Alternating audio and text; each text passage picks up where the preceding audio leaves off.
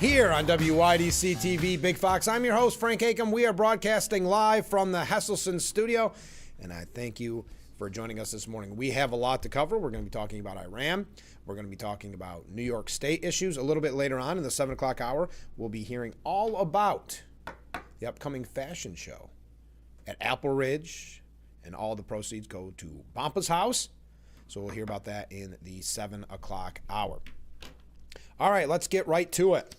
This is sad, and we have these stories quite frequently where they talk about the loneliness epidemic. Well, nearly 2 in 5 Americans went no contact with a loved one this year. 2 in 5 Americans.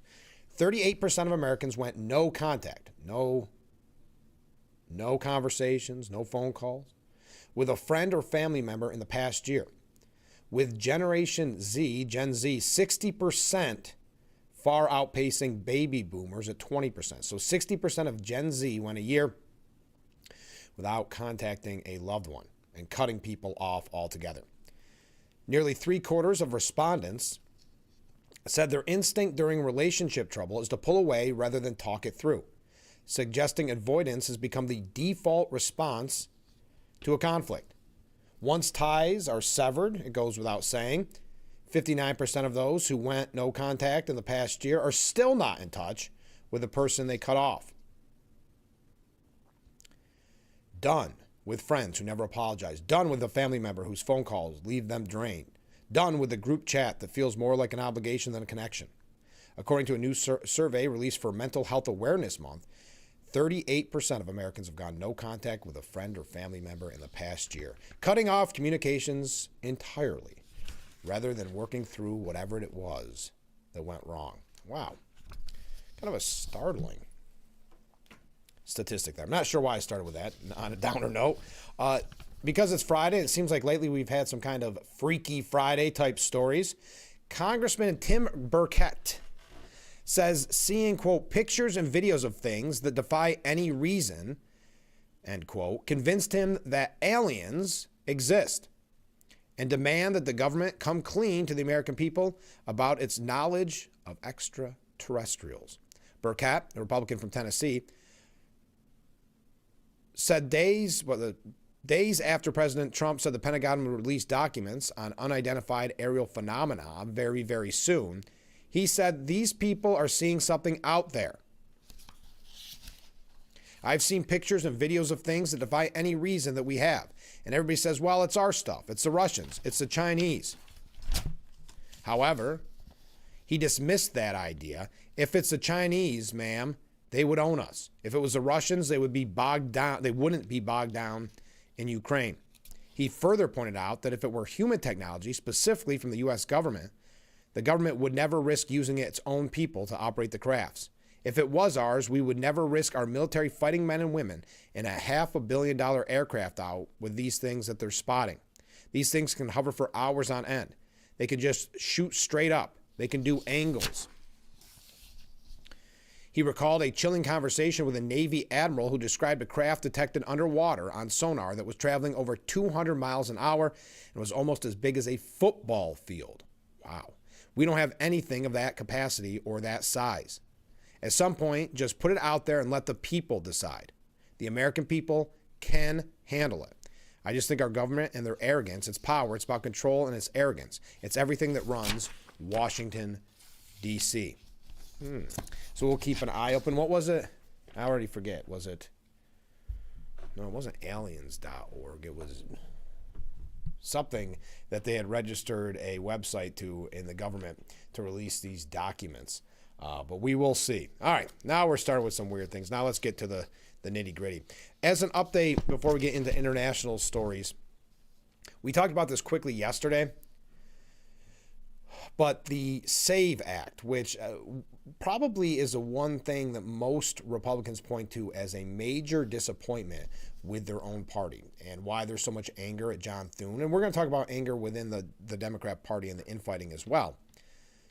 But a cohort of Senate Republicans joined Democrats to sink a late-night attempt to attach a version of voter ID and citizenship verification legislation to the GOP's bill funding federal immigration enforcement. We talked about this yesterday because it happened, really early in the morning yesterday, where John Kennedy wanted to put in the SAVE Act, Senator John Kennedy. Well, Senators Thom Tillis, Lisa Murkowski, Susan Collins, and Mitch McConnell all voted against a modified version of the Safeguarding American Voter Eligibility America Act, or SAVE Act. Their deflection came after the Senate's Marathon Votorama, where lawmakers could force votes on any number of amendments, regardless of whether they mesh with the underlying budget blueprint. The amendment's 48-50 failure. So if those just 4 Republicans, 3 of them, would have made the right choice, we'd be much better off. But that failure crystallized what several Republicans had warned for weeks before launching a quasi-floor takeover to debate the Save America Act last month. It didn't have the support among the GOP to pass. I would love to know the reasoning from Thom Tillis from North Carolina, Lisa Murkowski from Alaska, Susan Collins from Maine. Now, Murkowski and Collins you can expect, and I know that would have still put a tie, but that is nothing too shocking. They are, the old saying, Rhino, right? Republican name only. Mitch McConnell, I'd love to hear his reasoning. It appears the proposal was doomed even if Senate Majority Leader John Thune launched an oral filibuster to advance the measure with a simple 50-vote majority. Still, Senator John Kennedy pushed his version of the Save America Act after threatening to hold up the process until Thursday. Kennedy acknowledged that his effort may not comport with the strict Senate rules that guide the reconciliation process, but countered that critics of this move can't predict the future. I respect everybody in this body, everybody. If you vote against this bill, I'm not going to say a word, and I'm sure as heck not going to go on social media and call you an ignorant blank. That's not the way I roll unless I'm pushed too far. Had Kennedy's bid been successful, it could have instructed the Senate Rules Committee to craft legislation that would require voter ID to register and cast ballots in federal elections, limit voting to Election Day only, and require that ballots be counted within 36 hours of an election. It also would have set a $10 billion ceiling for the committee to use in crafting and implementing the legislation, which is wild that would cost $10 billion. Notably, McConnell chairs the Senate Rules Committee and would have been tasked with creating the new legislation if Kennedy's idea worked out. So maybe he was being lazy. Maybe that's his argument. Collins previously said she would support the Save America Act, but rejected this version of the legislation. Meanwhile, Murkowski and Tillis pushed back against the proposal ever since Republicans launched their floor takeover. Wow. Top Senate Rules Committee Democrat, Senator Alex Padilla, this is the argument they always make. It was a solution in search of a problem, as if we don't have a voter integrity problem. So that is just a quick update on the names. We didn't have all the names for you yesterday. This has been a major kind of thorn in the side of Republican voters, that their own party, even though Republicans won the House, the Senate, and the White House, they can't get something through that is supported by the majority. What is it, 80-some% of Americans believe that you should have to show ID to vote. And yet, and yes, you can blame the Democrats. The Democrats aren't going to vote for it. We know that. But you expect something different from the Republicans that we're not getting. We are seeing the dragging of the feet as the midterms near. Midterms, which, if you trust the media, which I do not, but if you trust the media, they're saying that Republicans are going to lose at least the House and perhaps the Senate. Now, I don't know if you subscribe to that logic, because I've been saying it since the day Trump was sworn in, counting down the moments to the midterms. But at the same point, there's a lot of time to get through President Trump's agenda, and Republicans seem more than willing to drag their feet. So there we are. There's a couple quick updates before we got to international affairs. A little bit of housekeeping here, if you don't mind, before we go to our first break. As I said, a little bit later on, we're going to hear about the fashion show at Apple Ridge. That'll be in the 7 o'clock hour. Also, next week we're going to be very busy, but Monday I will be off away on assignment, so Monday we will not be here. But to make up for it, and I'm so excited about this, to make up for it, I'll be joining Hornell Mayor John Buckley on his radio broadcast, The Pulse, on WLEA. So if you have an opportunity, this Saturday or this Sunday or both at 1 o'clock, tune in. Because not only is it always special when I get to be on the Pulse, and I'm excited about it, an honor to be on it, it's also the 1 year, it's hard to believe, 1 year anniversary of the Pulse on WLEA. So Mayor Buckley's been kind enough to ask me to be his guest on that very special edition, and I couldn't be more thrilled. So I hope that you can tune in at WLEA, and I know it streams online as well, but WLEA out of Hornell, and that broadcasts on WYSL as well.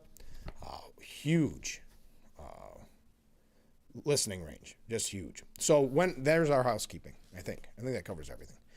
We've got a lot to cover. We are going to talk about New York State issues as well, the budget, as we look. What's supposed to be due on the 1st, today is April 24th.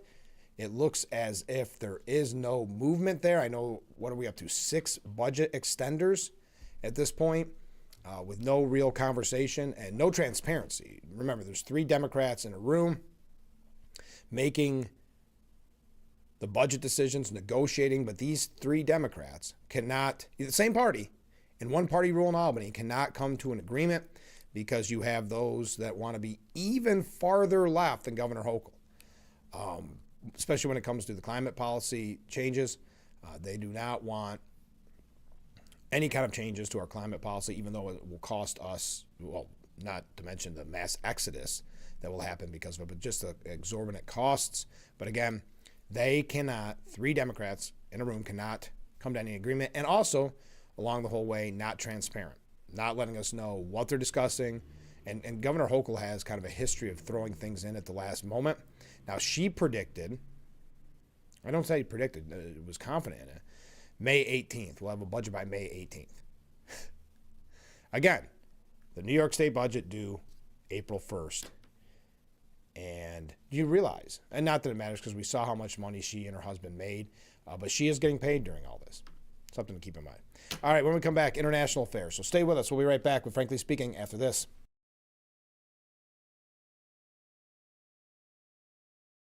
You don't have time to go to the gym? The health club is not an option? Come to Hesselson today and see why swim spas and fitness systems can fit into anyone's yard and budget. 12-foot, 14-foot, 15-foot, 18-foot dual temperature hot tub and swim spas are all on display in Hesselson's indoor and outdoor showroom. Try before you buy. 0% interest-free financing options are available on every Hesselson swim spa. Swim and exercise year-round and start making every day better. After 70 years, it's still fun to poke in the corners at Hesselson's. Dear Friday, let's put good times in gear. We've got power tailgates to power game days. And a trailer backup guide that's the champ of the ramp. Heck, we might even cancel Monday. Toyota trucks. Lease a rugged Tacoma with 0 down and first month's payment of $399 due at signing. Find yours at Toyota.com. Toyota, let's go places. Attention high school students. The Elmira Elks College Fair will be happening April 29th from 6 to 8 p.m. at Thomas A. Edison High School in Elmira Heights. It's open and free to the public. There will be up to 50 college representatives from technical schools, universities, in-state, out-of-state, 2-year, 4-year, public and private schools. Also, the United States Armed Forces. If you're looking to transfer, this will be the college fair for you. Also, a chance to win an instant scholarship drawing at 8 p.m. Come down to the Elmira Elks College Fair on April 29th from 6 to 8 p.m. Hi, I'm meteorologist Brandon Weathers. For our Friday, we'll see some partly cloudy skies, a light wind, temperature right on track with average, around 62 where we top off. Then areas of showers overnight into Saturday, with temperatures staying in the low and mid 40s, topping off in the low 50s. Definitely some cooler air behind a cold front. We'll lose any of that rain by the early morning on Sunday with a dry stretch to end the weekend.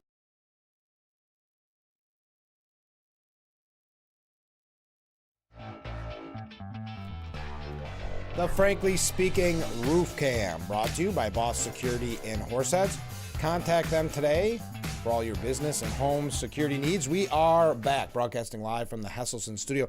Question for you: will you be watching the White House Correspondents' Dinner tomorrow? I know coverage, I think, on C-SPAN starts around 7, 8 o'clock, and then it sounds like some major networks will break into the broadcast at 8 o'clock. So will you be watching the White House Correspondents' Dinner. Okay, yesterday it was reported. I know this has been a conversation on this program, but among many people. A U.S. Special Forces soldier used secret intel to bet on the poly market about Venezuelan dictator Maduro's capture, won $400,000, more than $400,000. Master Sergeant Gannon Ken Van Dyke was directly involved in the planning and execution of Operation Absolute Resolve, the Special Forces raid on Maduro's compound, and had access to sensitive, non-public classified information about the operation, according to the Justice Department. A week before the raid, Van Dyke, 38, allegedly placed more than $33,000 in wagers on Polymarket, which is a predictions market platform that allows users to bet on the outcome of future events like those related to Maduro and U.S. military action in Venezuela. Now, you also have to think about the safety issue with this. Okay, not only is he benefiting, obviously, from insider information, but imagine if, for instance, a Maduro or someone in the Venezuelan government was following this and seeing that a major bet was placed on his capture, a $33,000 bet based on his capture, may normally raise some red flags. So then you put your soldiers' lives in jeopardy. This soldier allegedly profited some $409,000 from the bets and took steps to conceal his identity and winnings, placing his ill-gotten proceeds into foreign cryptocurrency accounts. So he was working hard on this. Van Dyke was charged with 3 counts of violating the Commodity Exchange Act, 1 count of wire fraud, and 1 count of unlawful monetary transaction. He faces a maximum of 60 years in prison if convicted. The charges were brought by the United States Attorney's Office in the Southern District of New York. U.S. Attorney Jay Clayton saying prediction markets are not a haven for using misappropriated confidential or classified information for personal gain. The defendant allegedly violated the trust placed in him by the United States government by using classified information about a sensitive military operation to place bets on the timing and outcome of that very operation, all to turn a profit. This is clear insider trading and is illegal under federal law. Acting Attorney General Todd Blanche noted that while widespread access to prediction markets is a relatively new phenomenon, federal law protecting national security information fully applies. FBI Director Kash Patel said that Van Dyke's arrest, quote, makes clear no one is above the law. Any clearance holders thinking of cashing in their access and knowledge for personal gain will be held accountable. Again, I mean, the insider information part is bad enough, but when you throw in the fact of what that could do to our soldiers if that triggered some type of red flag within the Venezuelan government, the $33,000 was placed on Maduro's capture, and what a difference that raid could have looked like.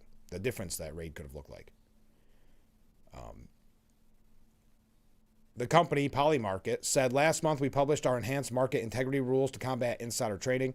When we identified a user trading on classified government information, we referred the matter to the DOJ and cooperated with the investigation.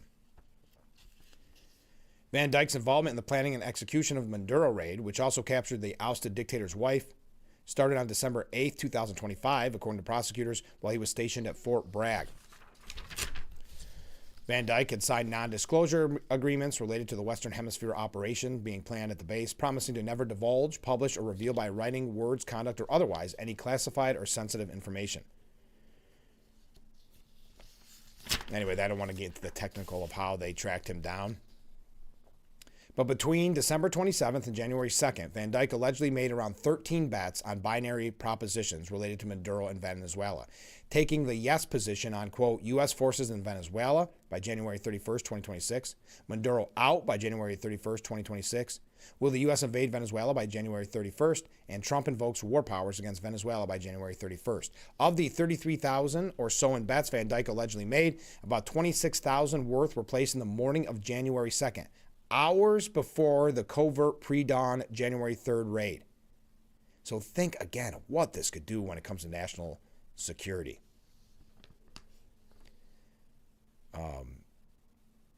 And even getting greedier, he allegedly avoided losses on bets that President Trump would invade Venezuela or invoke war powers against Venezuela by selling his position before they resolved. Wow, unbelievable. Okay, enough on that. Obviously, that insider trading when it comes to these poly market things are going to be a hot topic for quite some time. Israel and Lebanon have extended their ceasefire as Trump seeks what he calls the best deal with Iran. This came in early this morning. Trump says that he was in no rush to reach a peace agreement and wanted it to be everlasting, while continuing to assert that the U.S. had a clear upper hand in the naval standoff in the Strait. Now, yesterday, earlier in the day, he said that he wanted any mine-dropping boats destroyed. I think he said shoot and kill the boats. A day after Iran flaunted its tightened grip over the key shipping corridor, Trump dismissed the threat posed by Iran's little wise guy ships and said he believed Tehran was hamstrung from making a deal because its leadership was in turmoil. And we're going to talk about that in just a moment.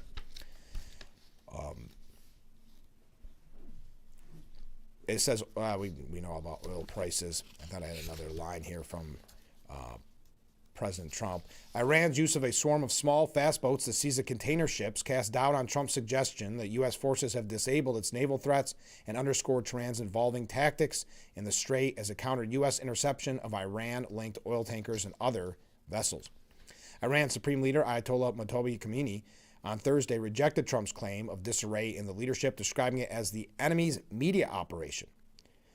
Unity will become stronger and more solid, and enemies will become weaker and more humiliated, he tweeted, though there are questions of whether or not that would be him tweeting. So Trump said this week he would indefinitely extend what had been a 2-week ceasefire with Iran to allow for further peace talks, which have yet to be scheduled. He said, "Don't rush me," he said when asked how long he was willing to wait for a long-term peace deal. "I want to make the best deal. I want to have it everlasting." And boy, the media is running with that. What does he mean by "don't rush me"? We'll talk about that in just a moment. He also got very mad and snippy when someone asked about a nuclear bomb. He said, "No, I wouldn't use it. A nuclear weapon should never be allowed to be used by anybody." That comes off the heels of people pushing that conspiracy theory with no basis in fact, no verification, that apparently Dan Kane had told him not to use because he wanted the nuclear codes. Anyway, we'll talk more about Iran when we return. Stay with us. We'll be right back with Frankly Speaking here on WYDC TV, Big Fox.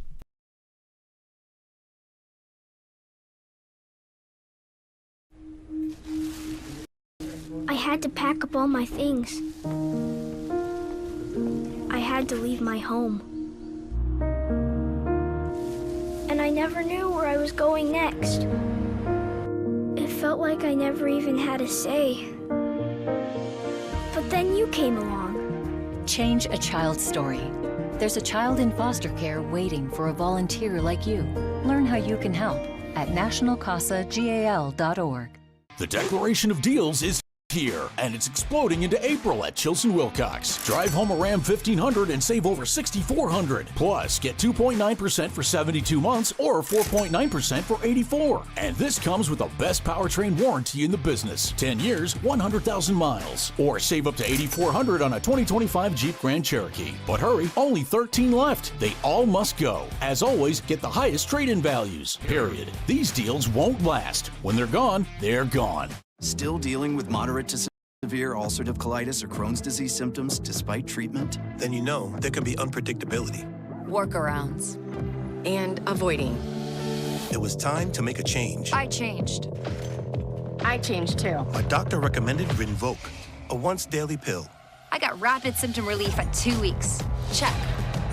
Rinvoq helped visibly repair my intestinal lining. Check. I got lasting remission, meaning few to no symptoms. Check. Rinvoq can lower ability to fight infections. Before treatment, test for TB and do blood work. Serious infections, blood clots, some fatal. Cancers including lymphoma and skin. Serious allergic reactions, GI tears, death, heart attack, and stroke occurred. CV event risk increases in age 50 plus with a heart disease risk factor. Tell your doctor if you've had these events, infection, Hep B or C, smoked, are pregnant or planning. Don't take if allergic or have an infection. Put UC and Crohn's in check and keep them there with Rinvoq. Ask your gastroenterologist about Rinvoq.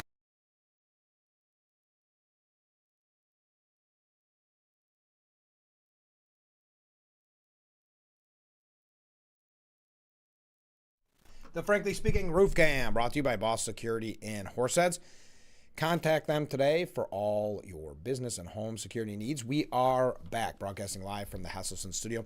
Comment from a viewer: didn't Nancy Pelosi insider trade? I think it was Nancy's husband. Well, so that's a great question. That has never been, quote unquote, proven. And this is not just Nancy Pelosi, but Nancy Pelosi has made a lot throughout her career. It's many in Washington that have the insider information, and then they make huge amounts in the stock market and much higher than the average increase. So, though I don't know, I think you and I would call it the definition of insider trading, but I guess others don't. But it does seem as if they have sensitive information, and somehow that translates to their stock portfolio, which does much better, as you can imagine, than yours and mine. So, if you have a stock portfolio, I don't think I do. So, you raise a good point. She's made a lot of money through the years on stocks.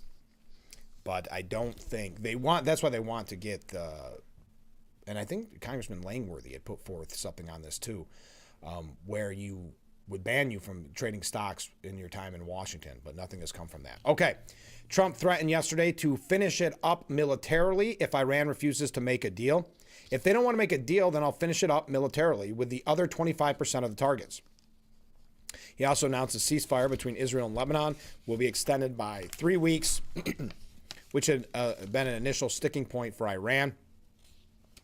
Trump said he would host Israeli Prime Minister Benjamin Netanyahu and the president of Lebanon, Joseph Aoun, at the White House at a later date. In the Oval Office, Trump fended off reporters asking him about his original 4-week time frame for the war, which has now lasted 55 days. Quote, I did say I thought it would take 4 to 6 weeks, and I was right, because at the end of 6 weeks, at the end of 4 weeks, their military was decimated. It'll end. I don't think it'll be very long. They're coming to us. The problem they have is they're very disorganized now. They know who the leader is in this country. We don't know who the leader is in Iran. He touted the 100% effectiveness of the U.S. naval blockade in the Strait of Hormuz to counter Iran's attempts to control shipping in the critical waterway. Iran's regime is, quote, going crazy over the blockade, according to an insider, as the leadership refuses to come to the negotiating table. Axios correspondent Barak Revid told CNN on Wednesday, a source who spoke to the Iranians summed it up to me in one line. Quote, the Iranians are going crazy about the blockade. Trump grew frustrated with reporters on Thursday, pressing him on his war timeframe, elevated oil prices, arguing that preventing Iran from developing a nuclear weapon was worth what he said would be short-term pain for higher gasoline costs. Trump said gas prices would remain high for a little while due to Iran's squeeze of the Strait of Hormuz. Quote, the American people get for that? Iran without a nuclear weapon they'll try and blow up one of our cities, or blow up the entire Middle East. Then a reporter asked if he would be willing to use a nuclear weapon to finish off Iran, because they wanted to run with that lie of the story that he wanted the nuclear codes. He said, why would a stupid question like that be asked? Why would I use a nuclear weapon when we've totally, in a very conventional way, decimated them without it? No, I wouldn't use it. A nuclear weapon should never be allowed to be used by anyone.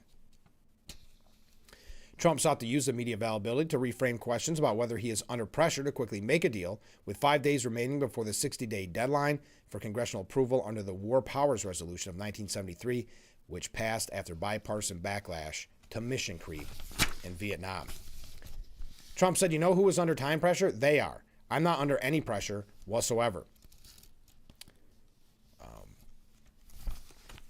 So again, dismissing the reporters asking if he'll use a nuclear weapon. But again, this goes on a far left piece where they were trying to suggest that behind the scenes, it was a podcast where they tried to suggest that he already asked for the nuclear codes, but Dan Cain had already said, no, don't do it. And anyway. But so what we're learning about Iran's supreme leader, as I mentioned, he responded to Trump's regime riff remarks, saying, due to the strange unity created among compatriots, a fracture has occurred in the enemy. With practical gratitude for this blessing, cohesion has become even greater and more steel-like, and the enemies will become more wretched and diminished. The enemy's media operations, by targeting the minds and psyches of the people, intend to undermine national unity and security. May our negligence not allow this sinister intent to come to fruition. That was in response to Trump saying Iran is having a very hard time figuring out who their leader is. They just don't know. The infighting is between the hardliners, who have been losing badly on the battlefield, and the moderates, who are not very moderate at all but gaining respect, and it is crazy. So we learned that Iran's supreme leader, Mojtaba Khamenei, hasn't released, as we know, any audio or video message since assuming power. So there's been a lot of questions. Is he the leader? Is he alive? Well, four Iranian officials spoke to the New York Times, saying that Khamenei does not want to appear vulnerable or sound weak, adding that one of the Ayatollah's legs has been operated on 3 times and he is waiting a prosthetic. He's also had surgery on one of his hands. His face and lips have been burned severely, making it difficult for him to speak, and he will need plastic surgery. Senior government officials do not visit him, fearing that Israel may trace them to him and kill him, which said most decision-making is being delegated to Tehran's generals rather than civilian political leaders. Messages to him are handwritten, sealed in envelopes, and relayed via a human chain from one trusted courier to the next, who travel on highways and back roads in cars, on motorcycles, until they reach his hideout. His guidance on issues snake back the same way. Imagine that, a handwritten note and the lengths to get to him. Although the report described Khamenei as difficult to reach, it also cites the Iranian officials as saying the country's president, Mashhad Pezeshkian, and health minister, Mohammad Reza Safargadi, have been both involved in his care. The report supports Trump administration officials' contention that peace talks are inhibited by slow communications and uncertainty about whether foreign ministers and parliament speakers are able to speak for the nation. As Carolyn Levitt said yesterday, there's obviously a lot of internal division. This is a battle between the pragmatists and the hardliners in Iran right now, and the president wants a unified response. And so as we wait the response, there is a ceasefire. Now, Mark Dubowitz and Ben Cohen, and we had spoke about this yesterday, the real concern about the delay, right? The ceasefire, meaning that Iran historically is very good at delaying and dragging their feet in hopes of building up their military, building up their weapons behind the scenes. Well, President Trump has indefinitely extended the ceasefire with Iran, even though the core issues that triggered the war remain unsolved. That doesn't change one basic fact. The Islamic Republic has been badly weakened, militarily, economically, and politically. And the media will not report on that. But at least half of its missile arsenal and launchers have been destroyed or degraded. Ballistic missile production has fallen from 100 missiles a month to 0. Former Supreme Leader Ali Khamenei, who ruled for 37 years, is dead. Key military and internal security commanders have been eliminated. The regime has suffered an estimated $300 billion in war damage, and a U.S. naval blockade is costing Tehran nearly $450 million a day. Inflation is in triple digits, the currency has collapsed, and unemployment is soaring. Since Khamenei's elimination in the opening hours of the war, the regime has entered a leadership crisis, with growing reports of tension among the IRGC, Mojtaba Khamenei, the supreme leader's badly wounded son and successor, and Iran's senior political leadership. Its terrorist proxies have taken heavy blows from Lebanon to Gaza to Iraq and Yemen, even as they remain determined, as Abdul Malik al-Houthi declared this week, to defeat the Zionist plan and drive America from the Persian Gulf. Iran's nuclear infrastructure is badly degraded. Yet its stockpile of enriched uranium, enough for several nuclear warheads, remains intact. So is the Mountain, which is a deeply buried facility still under construction that Tehran intends to use for nuclear enrichment and weaponization. Once completed, it could be beyond the reach of the most powerful U.S. and Israeli bombs. All these circumstances create both opportunity and danger for Washington. In announcing the ceasefire extension, Trump said the regime was seriously fractured and that he agreed to a Pakistani request to pause military action until Tehran's leaders could present a unified proposal. That's where the danger begins. A weaker regime is not necessarily a weaker negotiator. The Islamic Republic is more exposed than it was when the Obama administration signed the 2015 nuclear deal. But Tehran has not forgotten how to negotiate under pressure. Talk of internal division helps the regime in 2 ways. First, it buys time. Pakistan, more Iran's lawyer than a neutral mediator, has already succeeded in arguing that Tehran needs more time and space with no deadline attached. Second, Iranian negotiators can weaponize the appearance of division. If Washington accepts the idea that IRGC leaders like Major General Ahmed Vahid are the hardliners, while political figures like Parliamentary Speaker Mohammad Badr Ghalib and Foreign Minister Abbas Araghchi are moderates, pressure for dangerous concessions to strengthen those so-called moderates will grow. The nuclear file is where that danger is greatest. The temporary enrichment moratorium will leave the rest of the nuclear program intact, preserving its research projects, missile development, and breakout capacity. As in the fatally flawed 2015 deal negotiated by Barack Obama, Iran would retain its patent pathways to the bomb.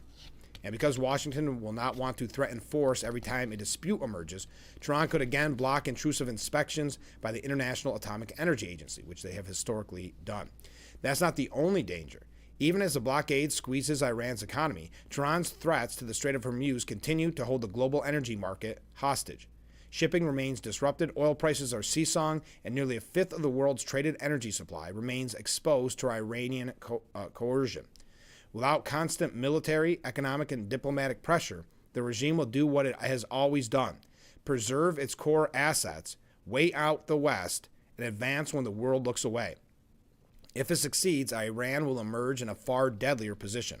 The regime will immediately prioritize rearmament over any other consideration, fast-tracking towards an arsenal containing nuclear-armed ICBMs, thousands of ballistic missiles, a Chinese and Russian-built military, hundreds of thousands of attack drones, a fully operational terror network, and hundreds of billions to harden its economy.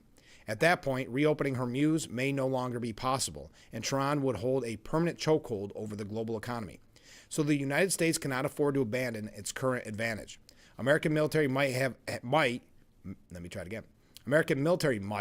has already brought Iran's regime to its knees through an unprecedented campaign that did not incur heavy casualties on the U.S. side or involve a ground invasion.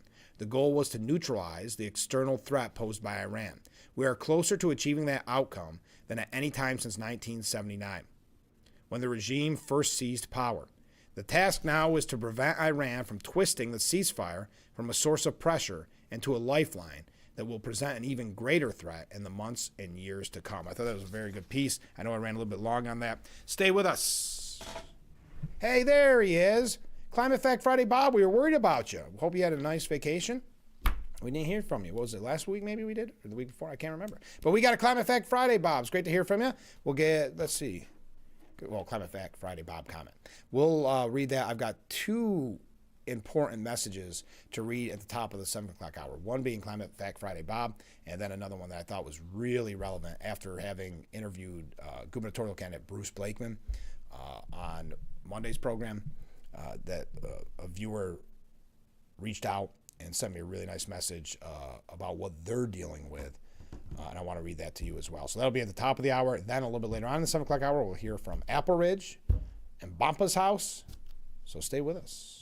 We'll be right back with Frankly Speaking.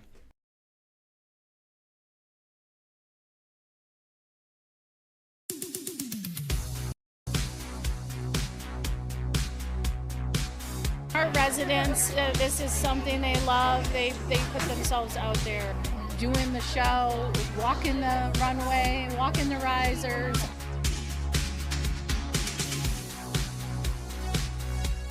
Every penny we take in on our tickets, on our raffles, sponsorship tables, all goes to Mount House. We sold out in 2 weeks.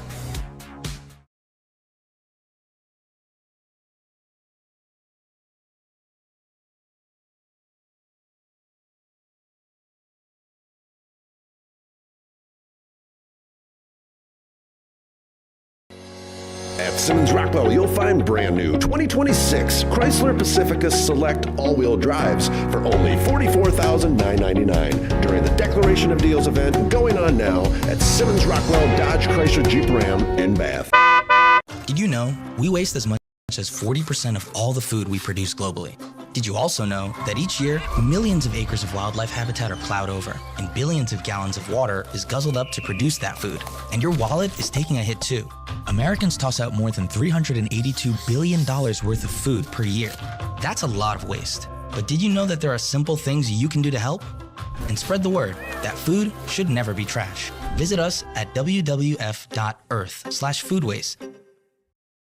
Hi, I'm meteorologist Brandon Weathers. For our Friday, we'll see some partly cloudy skies, a light wind, temperature right on track with average, around 62 where we top off. Then areas of showers overnight into Saturday, with temperatures staying in the low and mid 40s, topping off in the low 50s. Definitely some cooler air behind a cold front. We'll lose any of that rain by the early morning on Sunday with a dry stretch to end the weekend.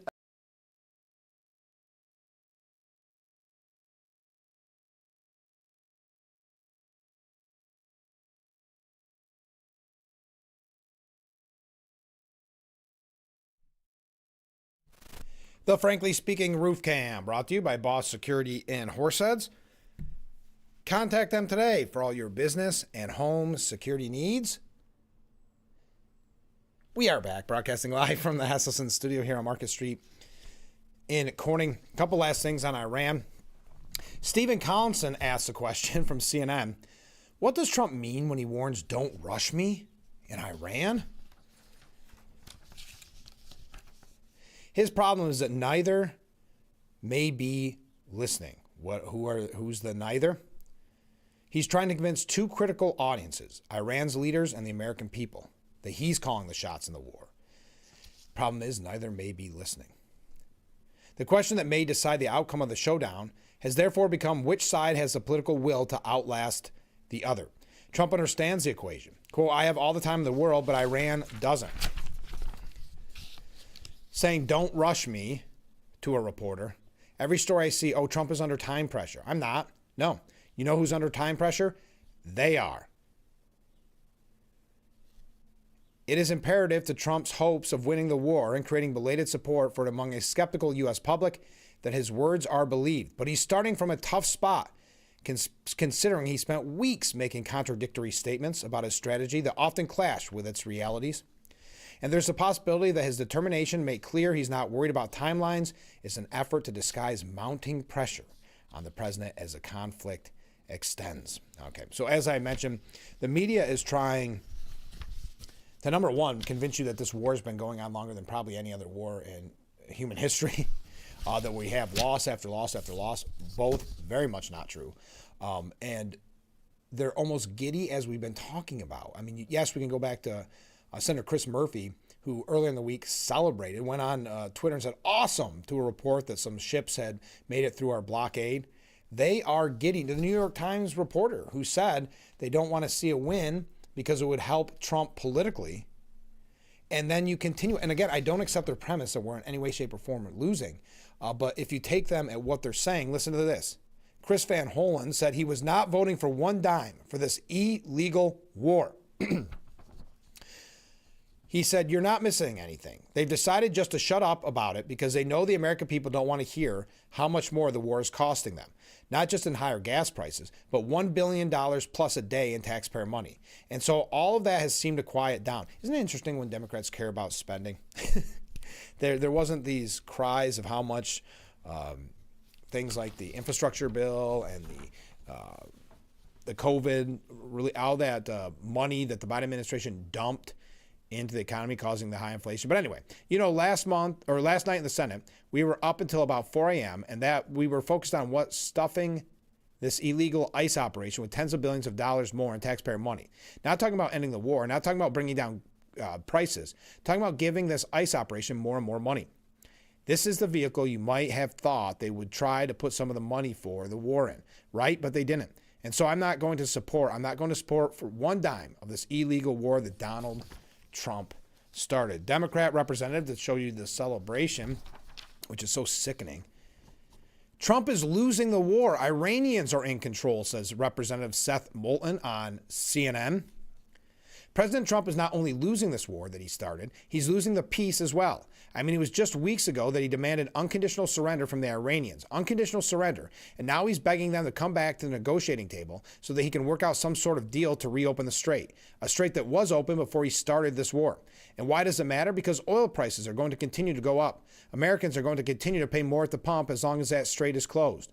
So the Iranians, to be honest, have all the time in the world, you know? They're in control right now. They control the strait, not the Americans. And that's why Trump needs to find a way to bring the negotiation to a close so that they actually can reopen the strait and they can get to work demining or whatever else they need to do to ensure safe passage of these ships. I don't think we've begun to see the economic effects of this closure.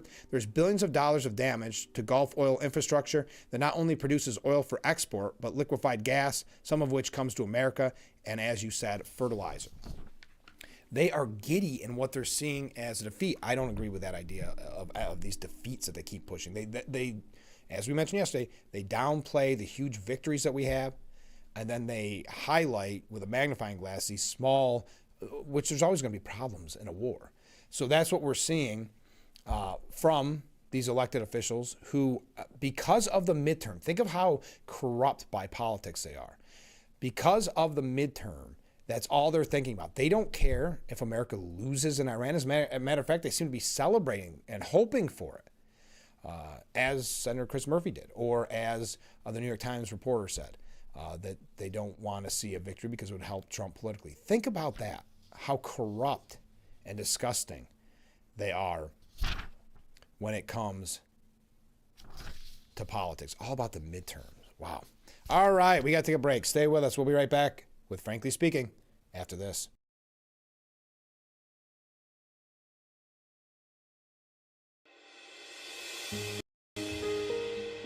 I'm Grace. I'm Ida, and I lived in California. To me, was just a puppy when I moved in. He's a emotional support animal. I had Missy, who is 15 years old and blind. Likes the people. He likes to greet all the people. All the employees are happy to see him. I feel that my pets are very welcome here. I feel very welcome here. I think it's great.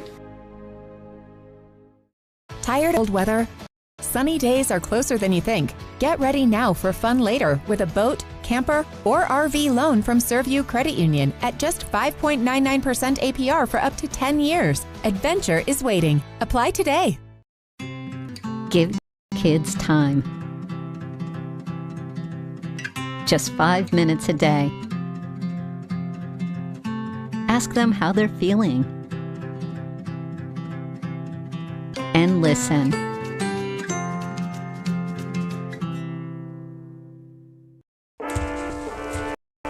The health class film guy isn't the best person to talk to your kid about vaping. Got a few minutes? You are. Talk to your child about vaping today.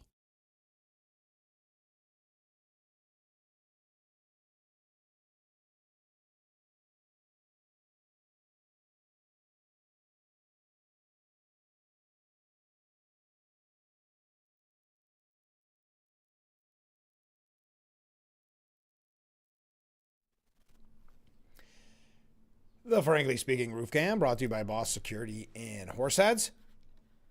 Contact them today for all your business and home security needs. We are back, broadcasting live from the Hesselson studio. Let's go to a few viewer comments. Been hearing you on radio in Canasteel. Well, good morning, Canasteel. I appreciate that. Yeah, they let me on every once in a while. Helps me promote this broadcast here, Frankly Speaking. And as I mentioned earlier in the broadcast, honored to be on the one-year anniversary celebration of The Pulse with Mayor John Buckley this Saturday and Sunday at 1 on WLEA. So I do appreciate that. Thank you for listening. Comment from a different viewer. Good morning, Frank. Well, good morning. The only forever war that I see is the media's war against Trump. That's a great way of putting it. What will they talk about when he leaves office? Maybe the good old days when Trump was in office. I'm interested to see how ratings crumble when Trump's out of office. By the way, keep in mind, they will get kind of like a cornered rat, right? The ratings will start to go down. They won't have something to cover all the time about Trump. So they'll start saying, you already hear it. You heard it with Ron DeSantis. When Ron DeSantis decided to run for president last time, and this was the line they used. So they're going to say about J.D. Vance or Marco Rubio, whoever it ultimately will be, we know Trump is bad, but DeSantis may actually be worse. So that'll be the line they keep using, hoping to use the fear-mongering to make, sadly, those who are already full of hate and rage on the left, make them hate and throw that rage at whoever the candidate may be. So they're manipulating. They'll use the public who is not informed, and it's sad what they do. I mean, if I was a viewer of MS Now, I would be angry at all the apocalyptic things, such as going back to Russia, going back to all those and falling flat and listening to them lie to me night after night. But that's what we'll be dealing with. Rick writes in, good morning, Frank. Good morning, Rick. Way to go, Trump. They're saying the Strait of Hormuz will be closed for 6 months. What a loser. Big mess for some place that posed no imminent threat. Wow. But the stock market around a couple more times, or jerk the stock market around a couple more times before you get out so the family can make a few more $1,000,000 on the war. And good luck on the reflecting pool, ballroom, granite walkway, Kennedy Center, arch project. I thought lowering costs was supposed to be a project. I was watching a press conference that Trump had. He is the nastiest person I've ever seen. He treats the press like garbage. If someone attacked you, Rick, wouldn't you be maybe not so friendly? If you've had a decade now of some of the most vicious, ruthless things said about you, and then that reporter comes in and asks you a loaded, nasty question, you don't think you would be a little upset yourself?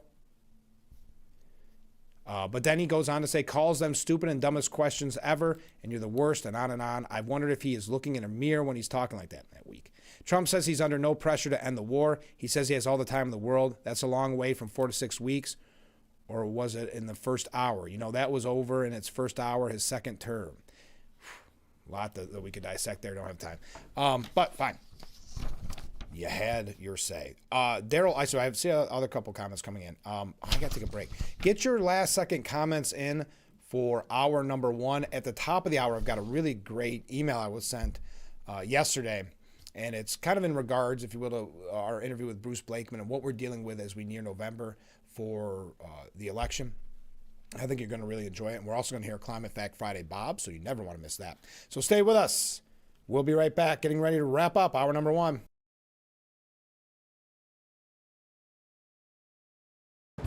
All children deserve the best start. That includes good oral health. As life milestones are met, ensure they visit dental specialists at ages 1, 7, and 15. Around age 1, it's time for a visit with a pediatric dentist to help establish good oral health habits. At 7, it's time to see an orthodontist to ensure your child's bite, teeth, and jaws are developing properly. Around 15, it's time for a visit to an oral and maxillofacial surgeon to determine if your child's wisdom teeth need to be removed or monitored. Remember, milestones met, healthy teeth set. Visit specialists at ages 1, 7, and 15. Make these appointments at the right time to ensure a proper foundation for good oral health. Learn more at milestonesmet.org.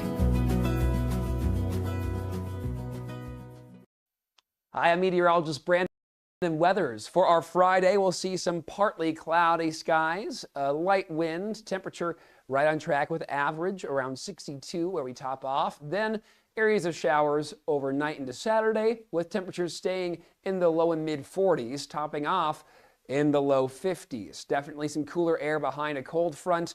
We'll lose any of that rain by the early morning on Sunday with a dry stretch to end the weekend. Additional showers. The Frankly Speaking Roof Cam brought to you by Boss Security in Horseheads. Contact them today for all your business and home security needs. We are back broadcasting live from the Hesselson studio here on Market Street in Corning. A comment from Ken. On the 5 yesterday, Jesse asked a great question. During a discussion on the Democrats coming to the aid of the SPLC, the Southern Poverty Law Center, and rightly recanting that it seems to have turned out to be just another Democrat money laundering operation, he asked whatever happened to the over $1 trillion appropriated for the Green New Deal. Since it has to do with climate change, I was wondering if Climate Fact Friday Bob might have the answer. Yeah, where did the money go? Now, I know Climate Fact Friday Bob sent in a different thing, so we don't want to put him on the spot. But that is a great question. Just to wrap up on Iran, Daryl Issa, Representative Daryl Issa said Iran may not end until we bankrupt them. The people of Iran have suffered for 47 years. Their neighbors have been terrorized for 47 years. The country of my ancestry, Lebanon, has been essentially stolen by Iran for almost as long. So all that won't end until the president finishes the job, which he has said, unlike previous presidents, he's not going to dabble. He's going to do it right, and that's what we're seeing. The lessons of the Cold War that dragged on for a very long time, and periodically we went the wrong direction and gave the Soviet Union more time. It didn't end until they went bankrupt. Iran may end until we bankrupt them, just as we did the Soviet Union, and in this case, we've declawed them to a great extent. But the president's strategy of peace through economic strength is a combination. We're strong, and they're getting weaker every day, and it's starting to really show.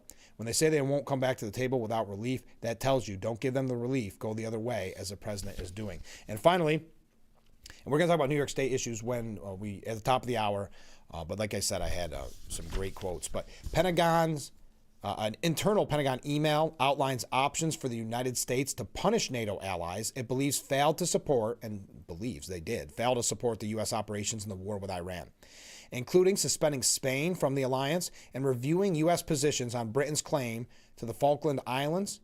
The policy options are detailed in a note expressing frustration at some allies' perceived reluctance or refusal to grant the United States access, basing, and overflight rights, known as ABO, for the Iran war.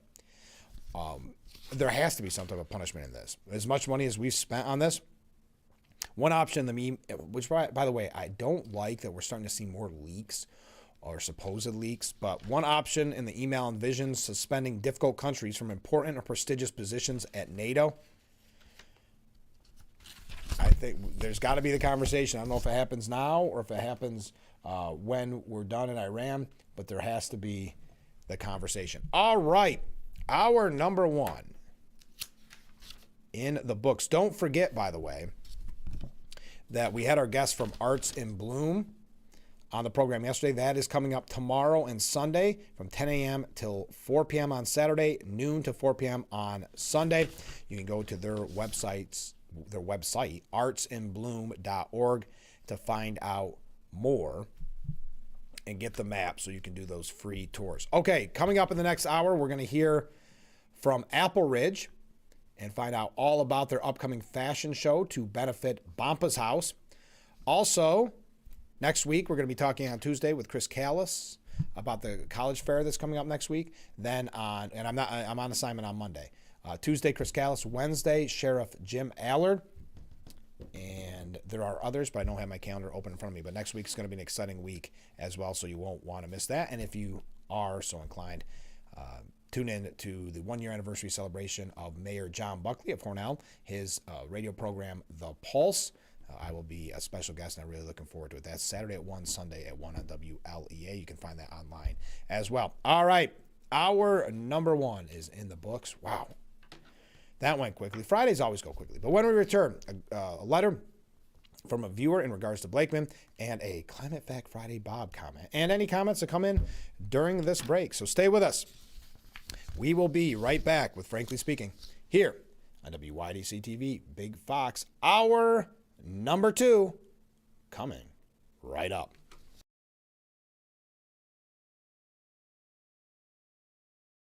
What a day. Rock and roll, let's go! Do you want an experience that wakes you up?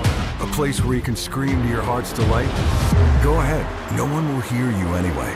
Yeah, let's go, baby! Here, you don't just watch. You feel. Come as you are and have a damn good time. Who is your daddy? That rumble you hear, that growl you feel, that's us. Hell yeah, boys! The Declaration Deals is here, and it's exploding into April at Chilson Wilcox. Drive home a Ram 1500 and save over $6,400. Plus, get 2.9% for 72 months or 4.9% for 84. And this comes with the best powertrain warranty in the business. 10 years, 100,000 miles. Or save up to $8,400 on a 2025 Jeep Grand Cherokee. But hurry, only 13 left. They all must go. As always, get the highest trade-in values. Period. These deals won't last. When they're gone, they're gone. There have always been a few, ready to fight and win. Since 1775, these few have been Marines, and they come from across this land to defend the future of our nation. This year, our Corps celebrates 250 years, and Marines are proud to serve this country, each other, and all that is still to come for America.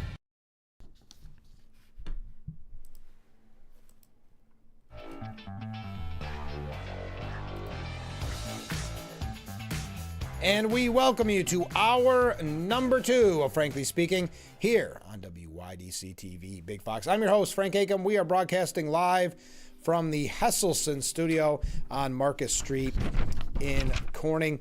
All right, as promised, we have a Climate Fact Friday bomb and then a email that I would like to pass along to you. Climate Fact Friday Bob says, good morning, all. The term climate emergency is repeated everywhere in schools and politics, repeated on a daily basis. A full-text science report by the International Panel on Climate Change showed change is mentioned more than 5,200 times and global warming almost 2,000 times. Alarmist terms such as climate emergency, climate crisis, or climate breakdown receive precisely zero mention, not a single one. The report was written by physical scientists. It points to the data, mechanisms, and the uncertainties. The catastrophic language comes from activists and the media, not from the science they claim. There is no climate emergency. Even the IPCC says so. Great point. Have a great and safe weekend. Go Sabres, go Bills. Thank you. Climate Fact Friday, Bob. All right, we received this after the interview we had with gubernatorial candidate Bruce Blakeman, running on the Republican ticket. If you did not see that interview or you want to watch it again, it is on our YouTube page as well as WYDCTV.com. This person was a member of CSEA, saying that they believe in unions, but it says you may know that CSEA has always had a quid pro quo with the Democrat Party and all state, local, etc. Everyone's encouraged that's a member of CSEA to vote for whoever they endorse. Now, this is why I mention it.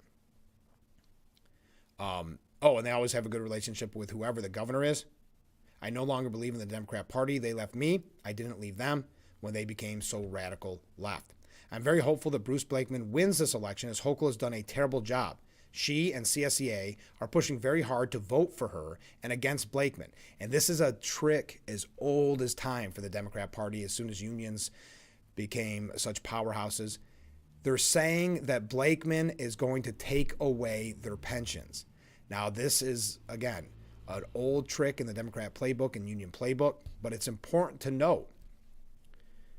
The concern for pensions started a few years ago when the green evangelists in New York State started pushing their green agenda, and the comptroller was investing pension money in green projects. It appears that $273.1 billion pension fund is healthy, but I would like to know what they are investing in, as I suspect it may be some of Hochul's agenda items, and that in turn, they may be donating heavy to her campaign, as she is still bound and determined to continue with these worthless projects. I've always been good. I realized, that there were concerns about Blakeman closing the ranks on them when I got this cut up. It got printed weird. As for Blakeman, he needs to honestly let the workers, this is the point I was looking for. As for Blakeman, he needs to honestly let the workers of state and local government let them know that he is not interested in touching their pensions. So again, Blakeman needs to honestly let the workers of the state and local governments know that he is not interested in touching their pensions. So I think this person, this viewer, almost said listener, this viewer raises a good point. That is a message he needs to get out to all, because this is a tried and true tactic of the left. It really is. So thank you for that. Those are a couple great messages, as always. Congressman Langworthy's Reliable Federal Infrastructure Act passed the House with bipartisan support yesterday. He announced that the House had passed his Reliable Federal Infrastructure Act, legislation to eliminate Green New Deal-style federal building mandates that drives up construction costs, delay projects, and reduce energy reliability in federal infrastructure. The bill passed the House last night 215 to 202, with 5 Democrats and 1 independent joining Republicans in favor of the legislation. The bill repeals rigid energy efficiency requirements imposed under Section 305. You don't need to know all that. Which require federal agencies to comply with one-size-fits-all building standards that often prioritize arbitrary efficiency targets over costs, practicality, and reliability. Under current law, federal agencies face mandates that can force expensive design changes, limit the use of reliable fuel sources like natural gas, and slow construction timelines for new federal buildings and major renovations. Congressman Langworthy's legislation restores flexibility by allowing agencies to pursue energy-efficient solutions where appropriate while prioritizing mission readiness and taxpayer value. The congressman said, "This bill puts reliability and affordability back at the center of energy policy, where it belongs. Through this legislation, we're ensuring that our critical federal infrastructure is tailored to meet Americans' needs, not some arbitrary political target. It will help rein in inflated construction costs, accelerate project timelines, and foster innovation by removing rigid top-down mandates. Its passage marks a win for common sense, and I urge the Senate to move swiftly to pass this and get it on the president's desk." So thank you to Congressman Nick Langworthy. Are you going to watch the White House Correspondents' Dinner? Coverage begins on C-SPAN, I think, around 7 tomorrow, and then 8 o'clock is when it kind of kicks off. According to New York Post, Nicki Minaj, the rapper who recently has been very outspoken in her support of Trump. She spoke at a TPUSA event with Erica Kirk. She'll be attending this year's White House Correspondents' Dinner. The rapper will be a guest of Fox News. She'll also attend the network's VIP cocktail party at the Washington Hilton before the event, rubbing elbows with Turning Point USA's Erica Kirk. Now, she's recently been attacked because, heaven forbid, there's anybody in pop culture, in the music industry, that has the audacity to support the president in the United States. But she was very outspoken as of recently, so we'll see how she enjoys the White House Correspondents' Dinner. All right. Oh, I have to mention this. I said I was going to talk about New York State issues, but I have to talk about this. Chuck Schumer. This is from the New Yorker. We've got a couple of Democrat updates. Don't forget, coming up a little bit later on, we're going to hear from Apple Ridge as well. But Chuck Schumer used to be popular. Now he's stuck, says Ross Barkan, a political columnist for the Intelligencer. It seems hard to believe now, but there was a time when Chuck Schumer was an immensely popular politician. And it goes through his history. We don't need to hear about his 50-plus year Washington career. Now the 75-year-old Schumer looks like he might not be long for political life. This certainly has something to do with his age. In the wake of Joe Biden's debate stage meltdown, liberal voters have lost much of their tolerance for elderly politicians. But it also transcends the decades Schumer has spent in the spotlight. No one is telling his fellow James Madison High School alum Bernie Sanders to shuffle off the stage. At 84, Sanders has a packed touring schedule and remains in demand as a national surrogate. The Schumer backlash, rather, is about his age and his politics. As Israel's popularity craters and Americans blame it for dragging the U.S. into war with Iran. Remember, this is coming from the left, folks. As I read this, I should have done a disclaimer. Because sadly, yes, the media is pushing this hatred for Israel, and we see at college campuses, but also in the Democrat Party, as Van Jones said, the Democrat Party is marbled with anti-Semitism. I would say it is worse than that at this point. When we have articles telling you that the best candidate is probably for president on the Democrat side is Josh Shapiro from Pennsylvania, but he stands no chance because he's Jewish. That tells you a lot about what the Democrat Party is dealing with, which I say dealing with, they don't see it as a problem, but I'll continue. So Schumer is a steadfast supporter, which I would disagree with. He is not always, but anyway. Even 5 years ago about AIPAC, such remarks would have been par for the course in Democrat politics, where he said, "We say it's our land, the Torah says it, but they don't believe in the Torah. That's the reason there is not peace. They invent other reasons, but they do not believe in a Jewish state, and that is why we in America must stand strong with Israel through thick and thin." That's what Schumer said a few years ago. That would not have been toxic, but now it is. Now AIPAC is toxic to the left. resented by many conventional Democrats. A number of potential presidential candidates have said they'd refuse cash from the powerful and deeply hawkish pro-Israel group, and Democrats who previously resolutely backed Israel, like Rahm Emanuel, routinely endorsed the once taboo idea that Israel should be treated like any other American ally and no longer receive unconditional military aid. Schumer, once representing the very middle of his party, okay, you can tell this is coming from the left, has become the outlier. The next leaders of the Democrat Party will not sound like him at all. Meanwhile, New Yorkers do seem genuinely sick of him. Well, we were the cool kids. We were sick of him before it became popular. A recent Santa College poll has him with an underwater favorability rating of 38% unfavorable to 48% favorable. Notably worse than either Governor Hochul or Mayor Zohran Mamdani, who posted positive approval ratings. A decade ago, it was unheard of for Schumer to be viewed so negatively by so many New York voters. And while the drop-off was driven by independents and Republicans, his 51% favorability to 36% unfavorable rating among Democrats was relatively soft, too. In the same poll, Hochul was at 65% favorability to 23% unfavorability, and Mamdani 66-19. One caveat is that in this polarized age, legislative leaders inevitably grow unpopular. When he led the Senate, Mitch McConnell was never beloved, yet he was able to keep Republicans behind him while breezing to re-election in Kentucky. He was never in danger of losing a primary. Schumer, by contrast, has a problem with his own party, and it's coming from multiple directions. First, there are the progressives and leftists who propped up Mamdani and are hoping AOC seeks higher office.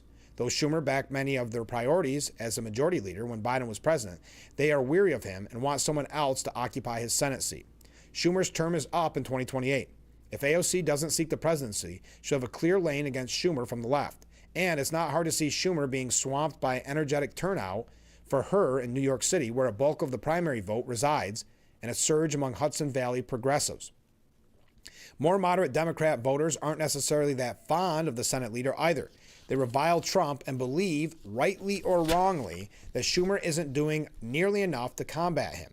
In Schumer's defense, he's orchestrated a partial DHS shutdown that has inflicted more political damage on Trump than the Democrats, and it's very hard to do much from the minority. Again, this is coming from the left. I don't agree that the DHS shutdown has hurt Trump. But anyway, Schumer's communication style is mired in the last century. Forgettable cable TV hits, small-bore Sunday news conferences, and a good deal of local shtick. Schumer has never been a politician with a grander policy vision. Amid the Trump chaos, he can seem inconsequential, even limp. Wow. There has been the long knives out for Schumer for quite some time. Democrats are desperate for a fighter, or those who seem like one anyway. And that's why you see the pathetic tough talk from people like Cory Booker. Anyway, Hakeem Jeffries. Because what do you call it? Dummy mandering yesterday instead of gerrymandering. Anyway, Schumer seems tired and stale, unfit for these desperate times. It is notable that more and more top Democrats running for Senate, like Graham Plattner and Mallory McGraw, have said they will not back him for Senate leader if they win. In what looks like a tactical mistake, Schumer put his muscle behind Plattner's primary opponent, Janet Mills, who is losing badly. Schumer is a master vote counter, and one shouldn't bet against him, continuing to lead the caucus in 2027, whether the Senate flips or not. But Chris Van Hollen of Maryland looms. He's got his fight club of anti-Trump senators and is likely to challenge Schumer after November. He'll have a compelling pitch to make. I'm the future, not Chuck Schumer. He may nudge the senators to check Schumer's poll numbers in New York. Should they back a leader who may not even survive his next election? It's an uncomfortable question they'll need to address soon enough. That was fascinating to me. I hope you found it fascinating. Oh, by the way, remember Eric Swalwell's best friend, Ruben Gallego, who my theory is that when Swalwell was going to resign, he called Gallego because they're friends and said, hey, say you hate me now. Save your own political career. Well, we learned that on an official trip to Bogota last summer, Democrat Senator Ruben Gallego stayed out until the wee hours of the morning, partying at a club, and asked multiple embassy staffers to join him, despite warnings from the U.S. Embassy in Colombia that they had identified a credible threat to his life, according to 4 sources. Sounds like he and Eric Swalwell love to live the high life. So Gallego partied until the early morning on Colombia trip, despite security warnings. I think he has a lot of questions to answer when it comes to Eric Swalwell. But as you have noticed, no updates in the media. Eric Swalwell is long forgotten. Yes, we got to take a break. When we come back, a few more things, then we'll have our guests on. So stay with us. We'll be right back after this.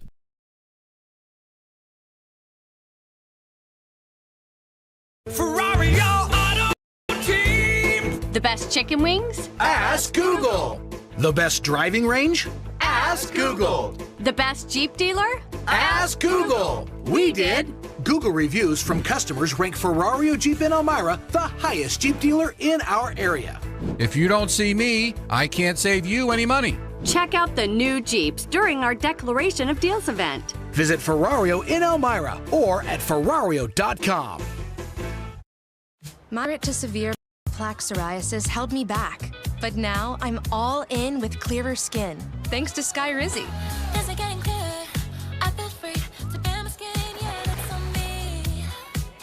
Most people achieved clearer skin from head to toe. Many were 100% plaque-free. And many were completely clear, even at 5 years. People also saw significant improvement in pain, redness, itching, and burning. Don't use if allergic. Serious allergic reactions, increased infections, or lower ability to fight them may occur. Before treatment, get checked for infections and TB. Tell your doctor about any flu-like symptoms or vaccines. Nothing and me go hand in hand. Nothing on my skin, that's my new plan. Nothing is everything. Ask your doctor about Skyrizi, the #1 dermatologist-prescribed biologic in psoriasis. Learn how AbbVie could help you save. Hi, I'm meteorologist Brandon Weathers. For our Friday, we'll see some partly cloudy skies, a light wind, temperature right on track with average, around 62 where we top off. Then areas of showers overnight into Saturday, with temperatures staying in the low and mid 40s, topping off in the low 50s. Definitely some cooler air behind a cold front. We'll lose any of that rain by the early morning on Sunday with a dry stretch to end the weekend.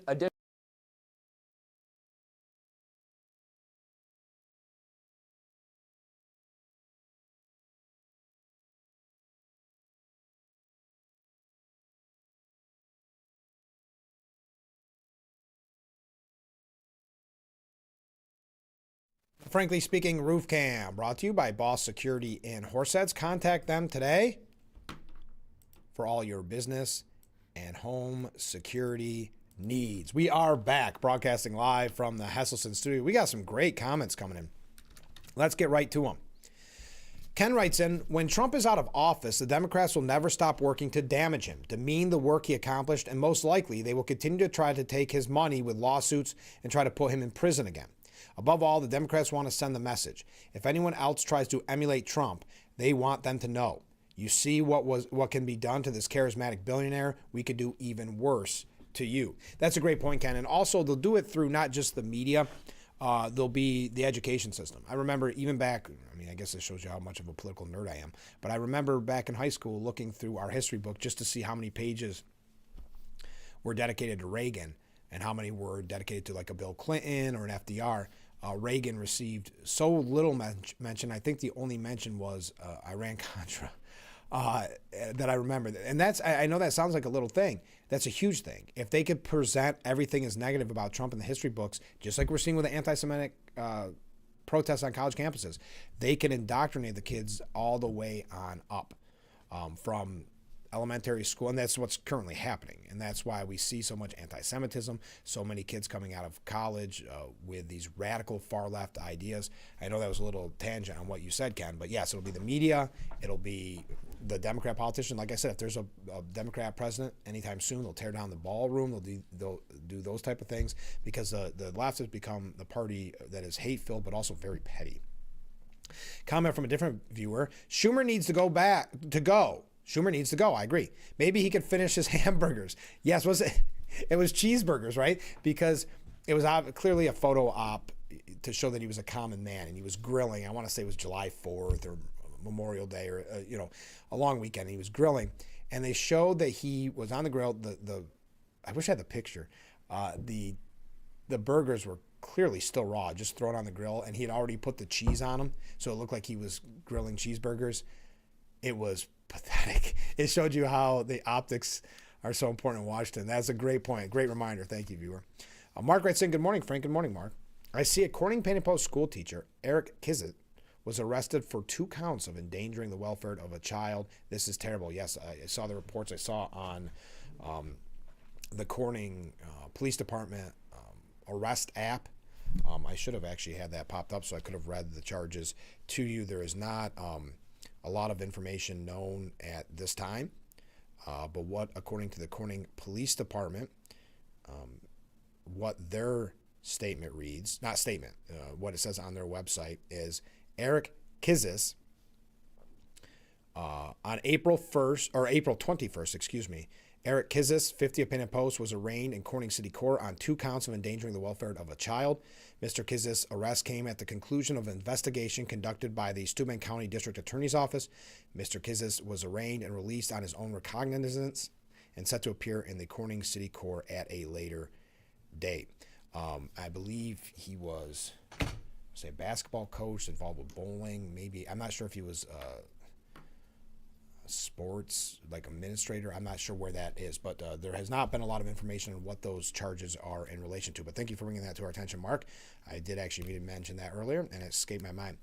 Comment from a different viewer. So when will Republicans run a list of all the accusations side by side with truths? Example, Russian collusion, no voter fraud from neutral sources to show American citizens the truth. Well, let me ask you.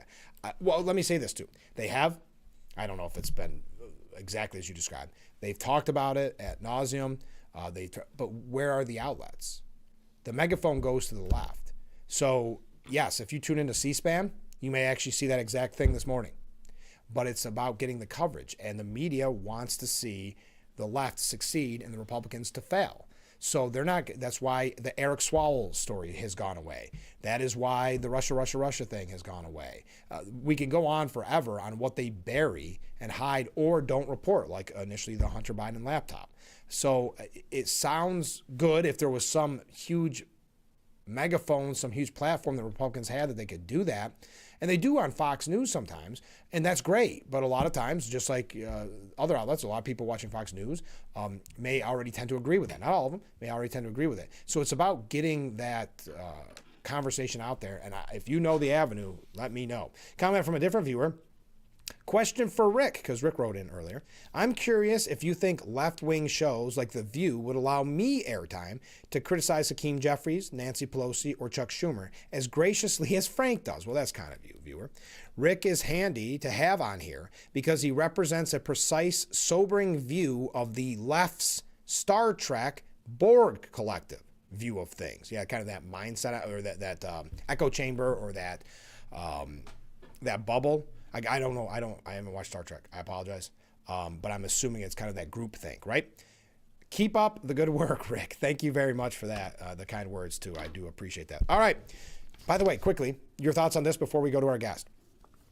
Former teacher and Texas State Representative James Tallarico.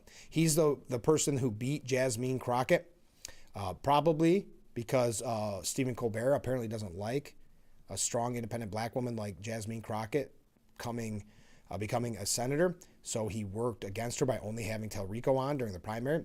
That's not my words. That's what others are saying. But he is running as a Democrat from kind of this religious, trying to present himself as religious, where he is a Presbyterian seminarian studying to become a pastor. He doubled down on his opposition. So remember, he's trying to become a pastor. Doubled down on his opposition to display the 10 Commandments in public schools during a CNN interview. He said, federal appeals court ruled that the Texas law does not violate the Constitution. Republican Texas Attorney General Ken Paxton, your other possible opponent this November, has said this is a major victory for Texas and our moral values. The 10 Commandments have had a profound impact on our nation, and it's important that students learn from them every single day. What's your response to Ken Paxton there? So that was CNN asking James Tallarico, Democrat, who is studying to become a pastor. He said, well, I'm not sure if Ken Paxton is in a place to lecture us on moral values. You know, my granddad was a Baptist preacher in South Texas, and when I was really little, he told me that Christianity is a simple religion, not an easy religion. He would always clarify, but a simple religion, because Jesus gave us 2 commandments to follow. Love God and love thy neighbor. Well, it says love neighbor, but I think it's love thy neighbor. I think it's mean to say that. I know it's love thy neighbor. And there was no exception to that second commandment.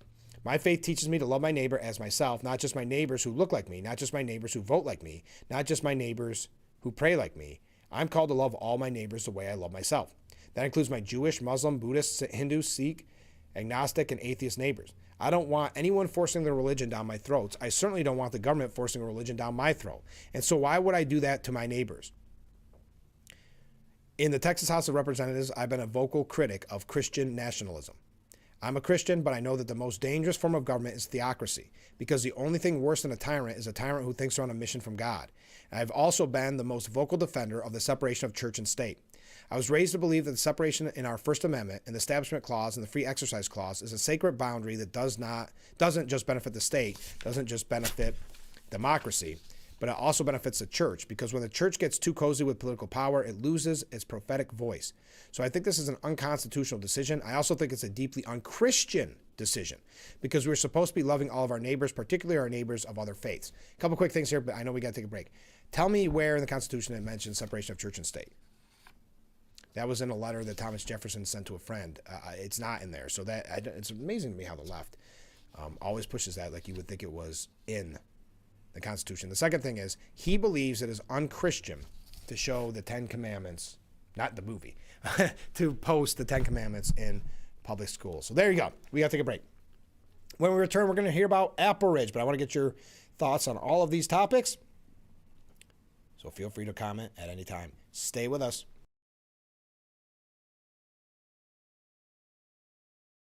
Don't forget to visit our Facebook page at Big Fox News. Watch news from the Twin Tiers and catch local events on Facebook.com/Big Fox News. What a day. Rock and roll, let's go! If you want an experience that wakes you up, a place where you can scream to your heart's delight, go ahead. No one will hear you anyway. Yeah, let's go, baby! Here, you don't just watch. You feel. Come as you are and have a damn good time. Who is your daddy? That rumble you hear, that growl you feel, that's us. Hell yeah, boys!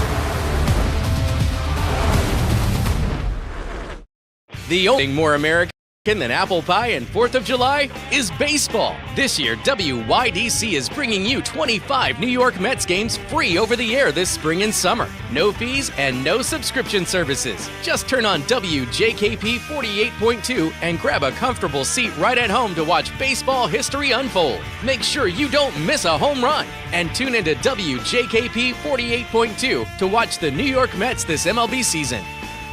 Let's go Mets! WYDC TV News is bringing you live local coverage of the 2026 NFL Draft in Pittsburgh. Brought to you by Simmons Rockwell Automotive Dealerships. Watch Big Fox News at 10 p.m. and follow us on Facebook.com/Big Fox News for Twin Tiers exclusive coverage. When a child is fighting a critical illness, one truth touches us all. Every child deserves a childhood. A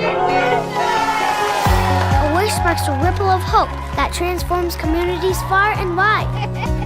And when we grant wishes together, we create a movement of kindness, strength, and unity.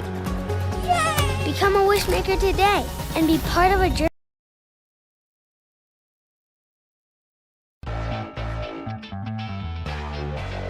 The Frankly Speaking Roof Cam, brought to you by Boss Security in Horseheads.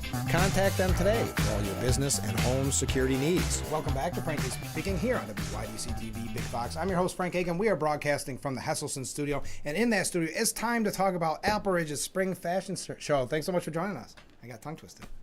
Thank you for having us. Yeah. Thank you for having us. All right, so we've seen the commercials, and does everybody just have a wonderful time at this? Go ahead. I think they have an amazing time. The residents have a great time dressing up. Mm-hmm. My volunteers absolutely love this this event. It's one of our favorites. Well, I heard that it sold out in just 15 days. Is that like a record? It is a record. Yeah. So the first year, so it's our 4th year. It's something I started when I started at Apple Ridge. Mm-hmm. So the first year, I think we sold only like maybe 87 tickets. Okay.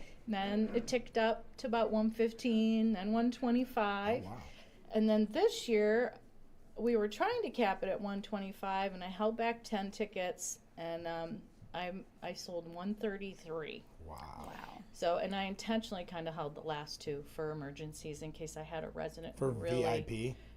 Just I want to always make sure I'm taking care of my that's right. residents. That's a I lot would of hate people. for one of them to come to me and say, "I didn't know I needed to get a ticket," and Which then I have to happens. tell them no. I'm sure. So I'm yeah. sure.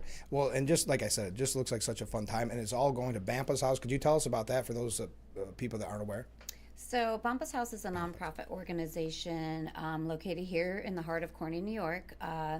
We help people at the end of their life. So 0 to 3 months, people who don't necessarily have anybody to care for them, have nowhere to go.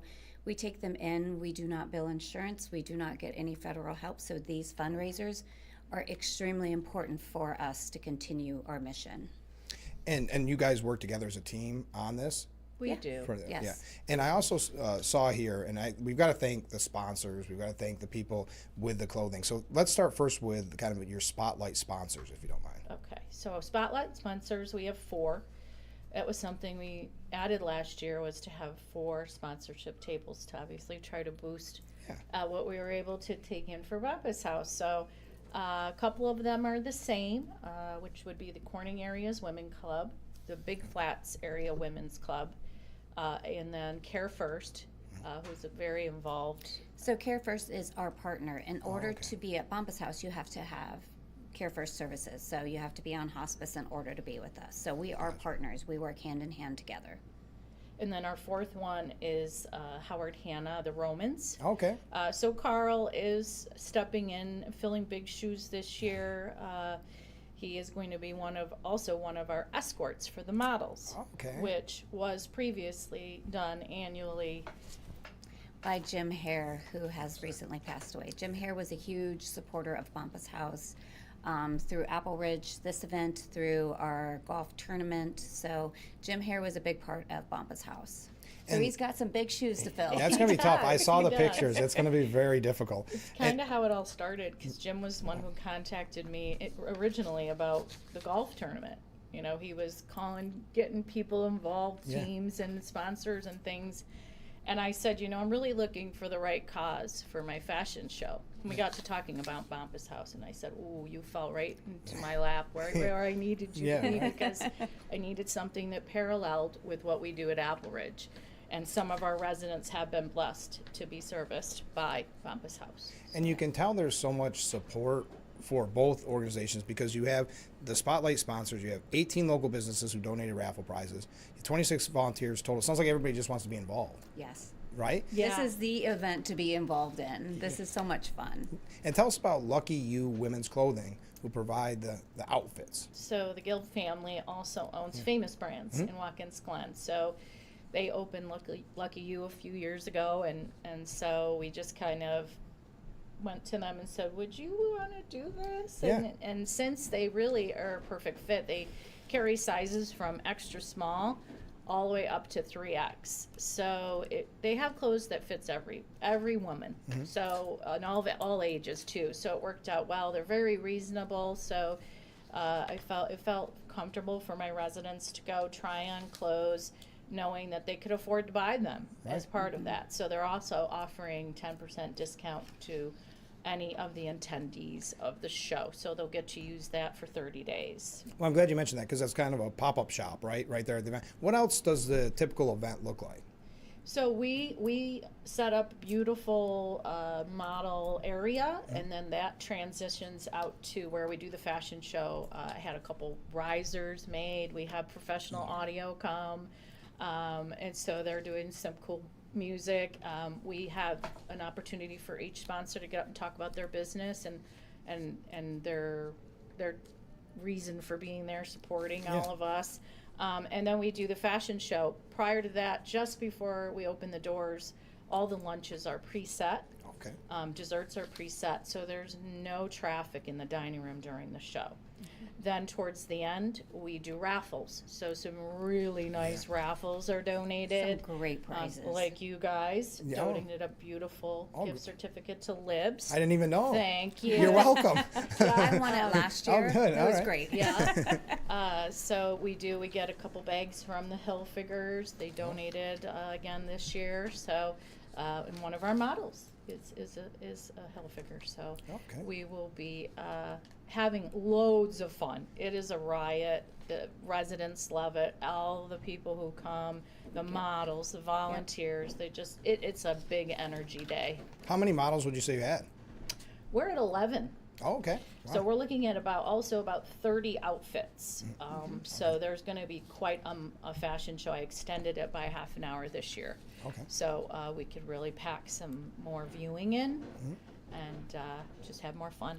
There's also a pop-up. So like you said, Lucky You also brings clothing there so that the participants and the models can shop. Wow. Which is also fun. Who doesn't love shopping? Exactly. That sounds like a full day. How long does this run? 11:30 to 2:30. You're getting your money's worth on this. Sounds like a great event. Yes. This is your 4th year, as you mentioned. Have you found that the planning becomes easier? It becomes easier because there's so much now. There's a little more awareness. It's so people are really jumping in to help. Yeah. Obviously, the tickets go really quick. So if you're interested, make sure you get your ticket early next year. Yeah. And we usually start selling. We give the residents about a week first opportunity. Then we open it up to the public. So we have quite a few people coming from the community also supporting. That's wonderful. And as we mentioned, it goes to support Bampa's house. I think I'm pronouncing it wrong every time. But you will have the check go at the annual golf tournament. You'll receive the check. Yes. Tell us about, this is the 6th annual golf tournament. Tell us about that. So our golf tournament was created by the 5 Cs in Elmira, so they spearhead it. Okay. Jim Hare was part of that group. So our golf tournament is June 8th at Soaring Eagles. Okay. So we Beautiful switched course. venues, and it's a beautiful course. We had such a great time last year. And if anybody's interested, we still have room for teams, so you can go to our website, our events page, and sign up there. And is it a team, or can you do individuals? Teams. Yeah, teams. It's teams. And that's a full day, and I'm sure there's a lot surrounding that. Maybe we could talk about that closer to June, but Yes, we want people absolutely. to sign up. And like you said, you're full. This is all packed, the spring fashion show, but in the future, people can contact you to become a part of whether your business wanting to donate, whether you want to be involved in the fashion show itself, right? Sure, we'd love more businesses to be involved, so we could always add a couple more sponsorship tables Of if course. people are interested in jumping on board. But it's really an amazing day and for an amazing cause. So Yeah, and I was looking at the website to just do some research for our interview. At Appleridge, there's so many fun events. I mean, the pictures were casino nights, Derby Day, I think. Can't even remember them all. Everything looks like a blast. we do try to have a lot of fun. Our environment is a thriving one. Yeah. Independent living with the ability to add whatever services you need as you need them enables people to come in and live a very thriving life. We do a lot of fun. It does sound like it. We are kind of like a country club, or kind of like resort style living is really what I would That's what the call pictures us. look like. Where do you come up with all the ideas for events? Ooh, we have an amazing life enrichment team. Okay. Who they just, there's so many things to do, you can't possibly do them all. Sure. So but really they put so much effort into everything. So make sure you like us on Facebook too, because they put a lot up about activities and events. And where can people find out more other than Facebook about Appleridge? Our website. Okay. Yep. So Okay. you're going to go to www.appleridgeseniorliving.com. We do have a really new and robust website. Yeah. And there's a lifestyle guide there too, which is kind of an A to Z comprehensive piece that we added to give people, not just a flash of what goes on, but more of a complete piece to resource. And then, of course, they can always reach out to me for information, come and visit at any time. We're glad to set that up. We are at 100% occupancy, so we are generating a wait list. So if you're interested, you definitely want to start pursuing that now and plan like you do for the rest of your life. Right. So that's really the best way to go about it. And how about Bumpus House? How can people find out more? So you can call 607-654-4205, but you can also go online. Our website is www.bumpushouse.org. You call us, go on the website. You can email me. My email address is there. Okay. I also think I gave the wrong date for the golf tournament. No, you didn't. June 8th. June 8th? Okay, Yeah. perfect. Yeah, no, you're spot on. I had it all in front. I do my research. I'm not going to let that. So listen, Yeah. it's been a crazy couple of I'm sure you've got a lot going on. But again, you can sign up for the golf tournament as well there. But thanks so much and have a blast at the Spring Fashion Show. Thank you so much. All right, we'll be right back with Frankly Speaking. Stay with us.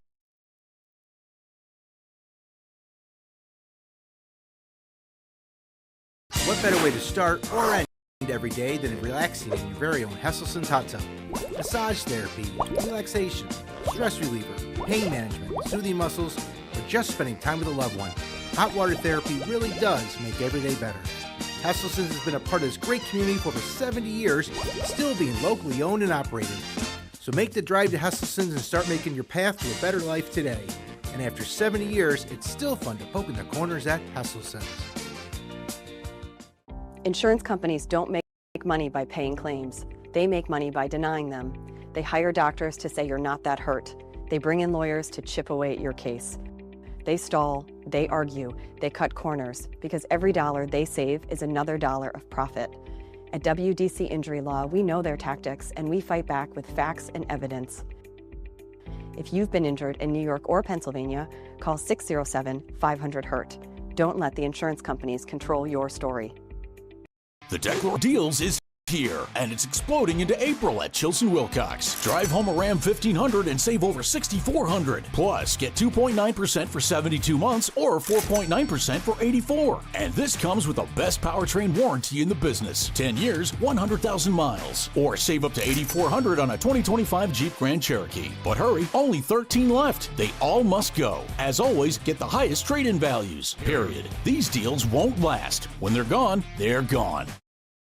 I am meteorologist Brandon Weathers. For our Friday, we'll see some partly cloudy skies, a light wind, temperature right on track with average, around 62 where we top off. Then areas of showers overnight into Saturday, with temperatures staying in the low and mid 40s, topping off in the low 50s. Definitely some cooler air behind a cold front. We'll lose any of that rain by the early morning on Sunday with a dry stretch to end the weekend.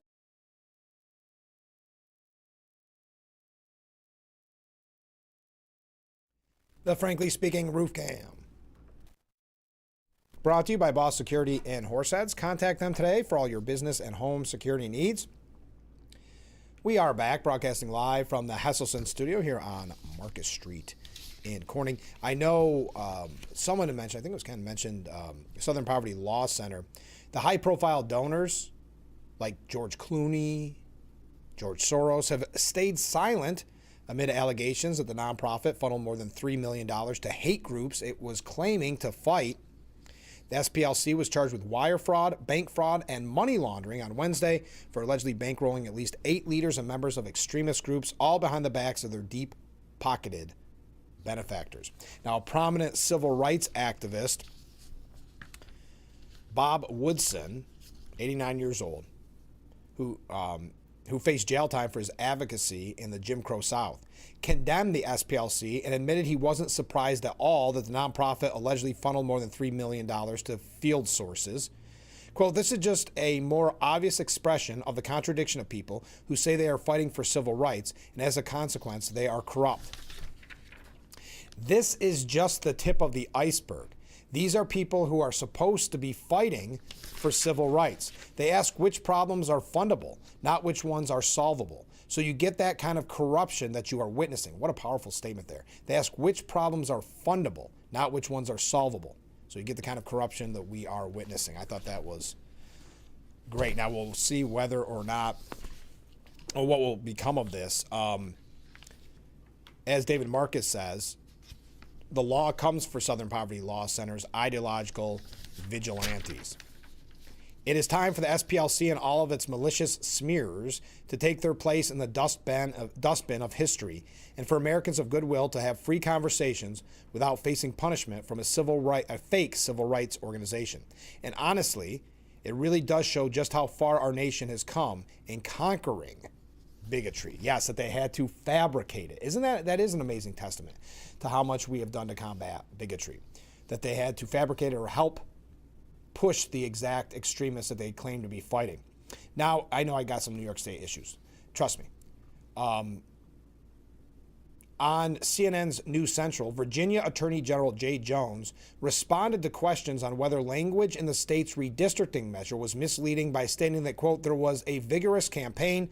Both sides were able to lay out their case for their adopted positions, and yes, prevailed. So there are major questions about the language and if it was misleading in that referendum. And then he went on to claim that the judge that has stopped the vote or stopped the certification of the vote is an activist. Can you imagine a Democrat saying that? Talk about an activist judge. But Ken Cuccinelli asks, the Virginia voters said yes. Will the courts vote the same way? If the Virginia Supreme Court strikes down the amendment on any of the three procedural grounds, the referendum result is nullified. The bipartisan commission's maps, we're getting double waves there, people coming back and forth. The bipartisan commission maps would remain in effect for 2026 and beyond. If the court upholds the amendment process but strikes down the maps on compactness grounds, the General Assembly would presumably need to draw new, less extreme maps. And if the court upholds everything, the new Democrat-drawn districts would reshape Virginia's congressional delegation heading into the 2026 midterms. Virginia's Constitution has rules about how it may be changed, but those rules exist to prevent the kind of rushed, extreme rewrite that occurred here. Now it is up to the Virginia Supreme Court to decide whether the process that produced this referendum honored those rules or broke them. Stay tuned. And David Hersani says that the Founding Fathers tried to save us from Abigail Spanberger from Virginia's greedy power grab. And he goes through the history there. But again, it doesn't matter as long as they are fighting for democracy by gerrymandering and disenfranchising voters. We are heading into third world direct democracy territory, with threats against a legislative filibuster seemingly on its last legs and the Electoral College. A significant number of progressive groups also want to pack the Supreme Court and lament the undemocratic nature of two-seat Senate representation. Any elected official who signs this compact is literally abandoning his or her constitutional duty. Then again, in the end, the Constitution is only as good as the people, and that doesn't bode well for its survival these days. When we come back, some New York State updates. So stay with us. We'll be right back with Frankly Speaking after this. Don't forget to visit our Facebook page at Big Fox News. Watch news from the Twin Tiers and catch local events on Facebook.com/Big Fox News. I had to pack up all my things. I had to leave my home. And I never knew where I was going next. It felt like I never even had a say. But then you came along. Change a child's story. There's a child in foster care waiting for a volunteer like you. Learn how you can help at nationalcasagal.org. WYDC TV News is bringing you live local coverage of the 2026 NFL Draft in Pittsburgh. Brought to you by the Horseheads Do It Center. Do it once, do it best. Watch Big Fox News at 10 p.m. and follow us on Facebook.com/Big Fox News for Twin Tiers exclusive coverage. Tide isn't just a gentle ebb and flow. It's a mighty force of change. Just like the tide shapes our shorelines, we can shape our planet's future and protect the world's oceans from its biggest threats. Help us turn the tide. Join Oceania's wave of ocean advocates who are making a difference in the world.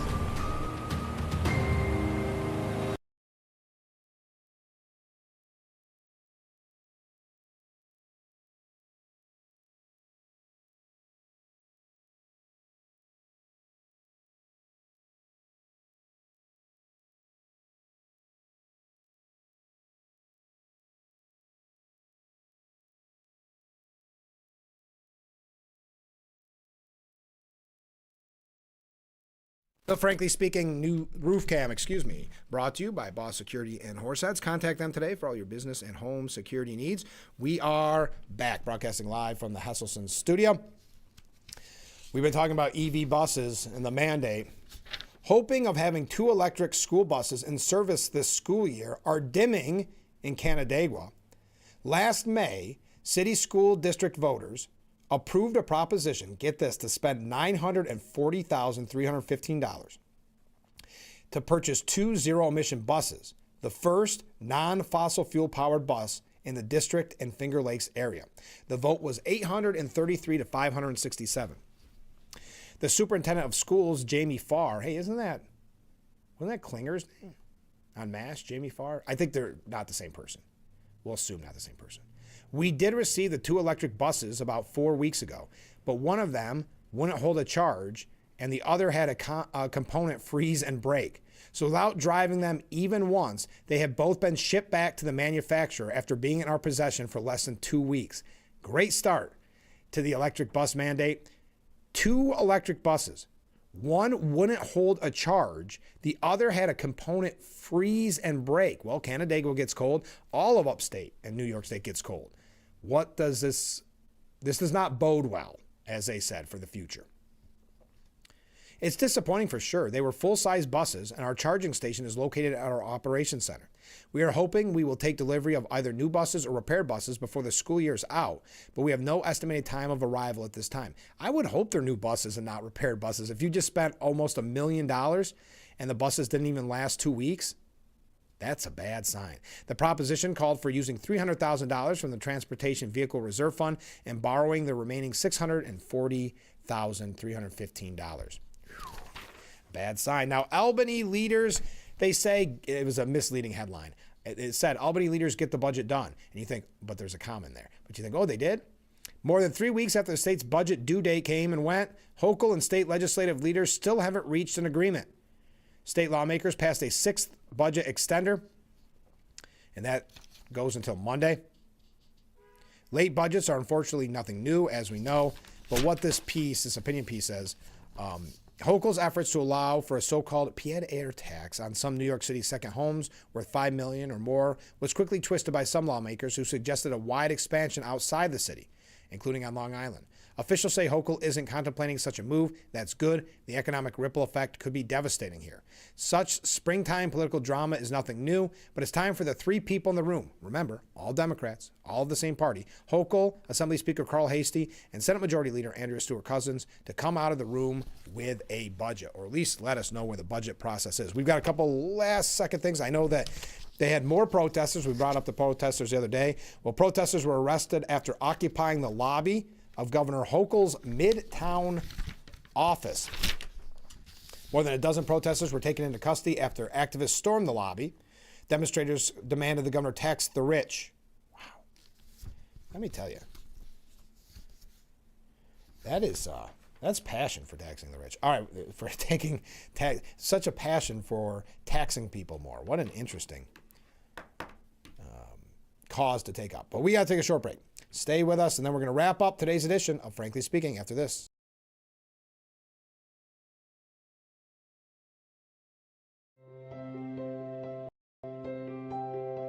Richard Seeley. I was in the U.S. Navy from 54 to 56.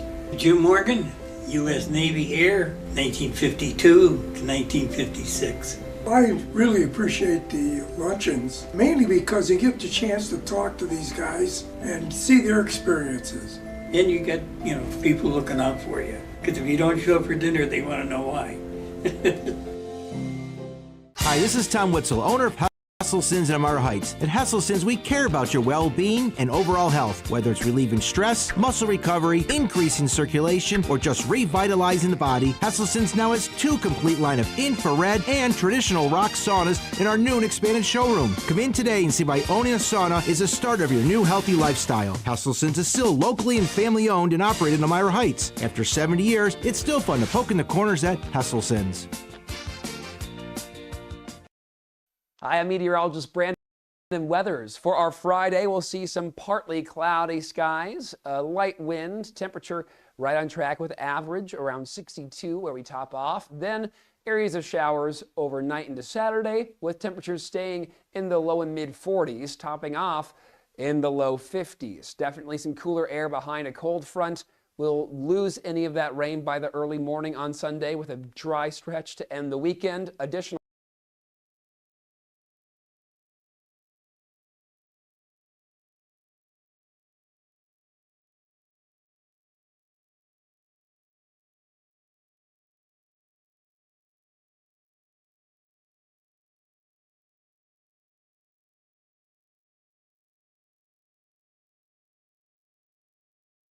The Frankly Speaking Roof Cam, brought to you by Boss Security and Horseheads. Contact them today for all your business and home security needs. We are back, broadcasting live from the Hesselson studio, and what an appropriate way to end this program with so many great viewer comments. Let's investigate and see whose brother is running the electric bus company. Hint, hint. Good point. Mark writes in, I told everyone a couple of months ago electric school buses would not work right up here. Just saying it's a stupid idea, of course. How much have they donated to Hochul and the Democrats? Another great question. Let's see.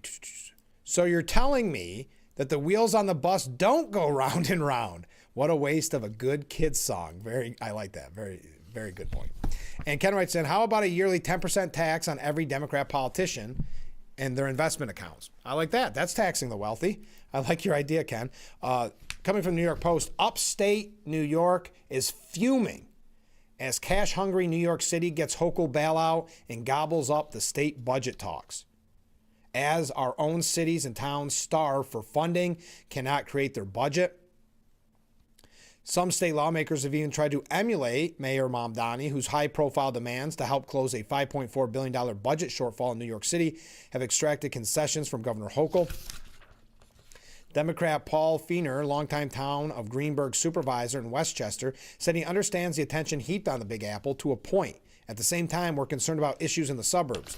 We have roads that are in total disrepair. The road conditions are so bad they have to be rebuilt. These are state roads. The state legislature doesn't put enough money in the budget for the maintenance of their own roads. Anyway, the focus always on New York City, as you are more than aware as of right now. Hitting those potholes this time of year. We have so many villages that are hurting. Assemblyman John McDonald, Democrat from Albany, disagreed that the budget talks are revolving around the Big Apple. He noted two major sticking points on the budget, auto insurance and the climate law, impact upstate more than the city. Unbelievable.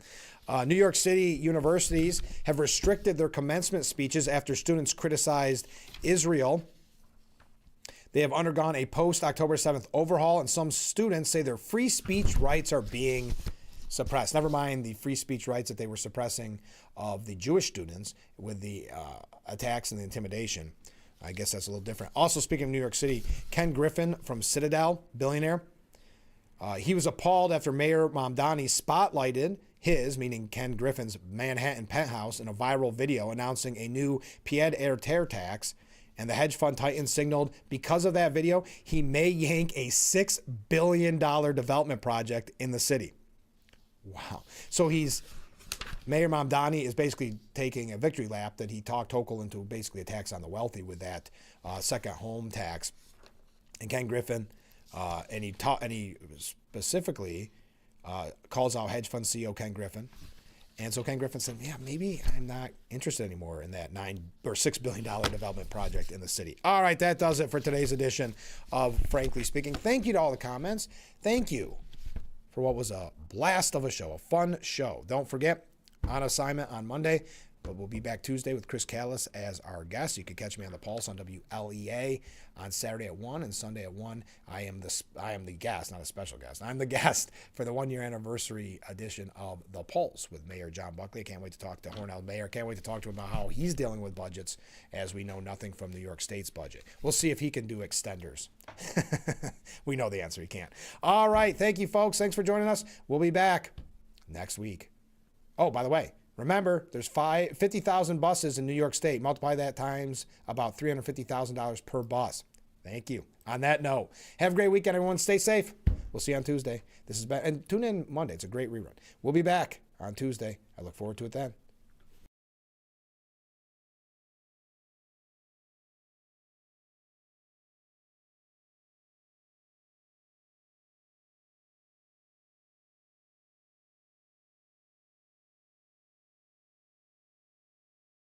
Every year, millions fly with us at Allegiant because together, we go places.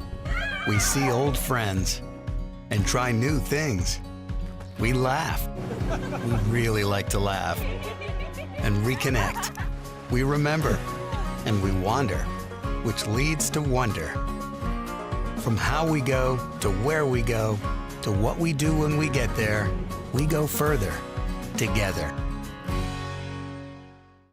The Decor Deals is here, and it's exploding into April at Chilson Wilcox. Drive home a Ram 1500 and save over $6,400. Plus, get 2.9% for 72 months or 4.9% for 84. And this comes with the best powertrain warranty in the business. 10 years, 100,000 miles. Or save up to $8,400 on a 2025 Jeep Grand Cherokee. But hurry, only 13 left. They all must go. As always, get the highest trade-in values. Period. These deals won't last. When they're gone, they're gone.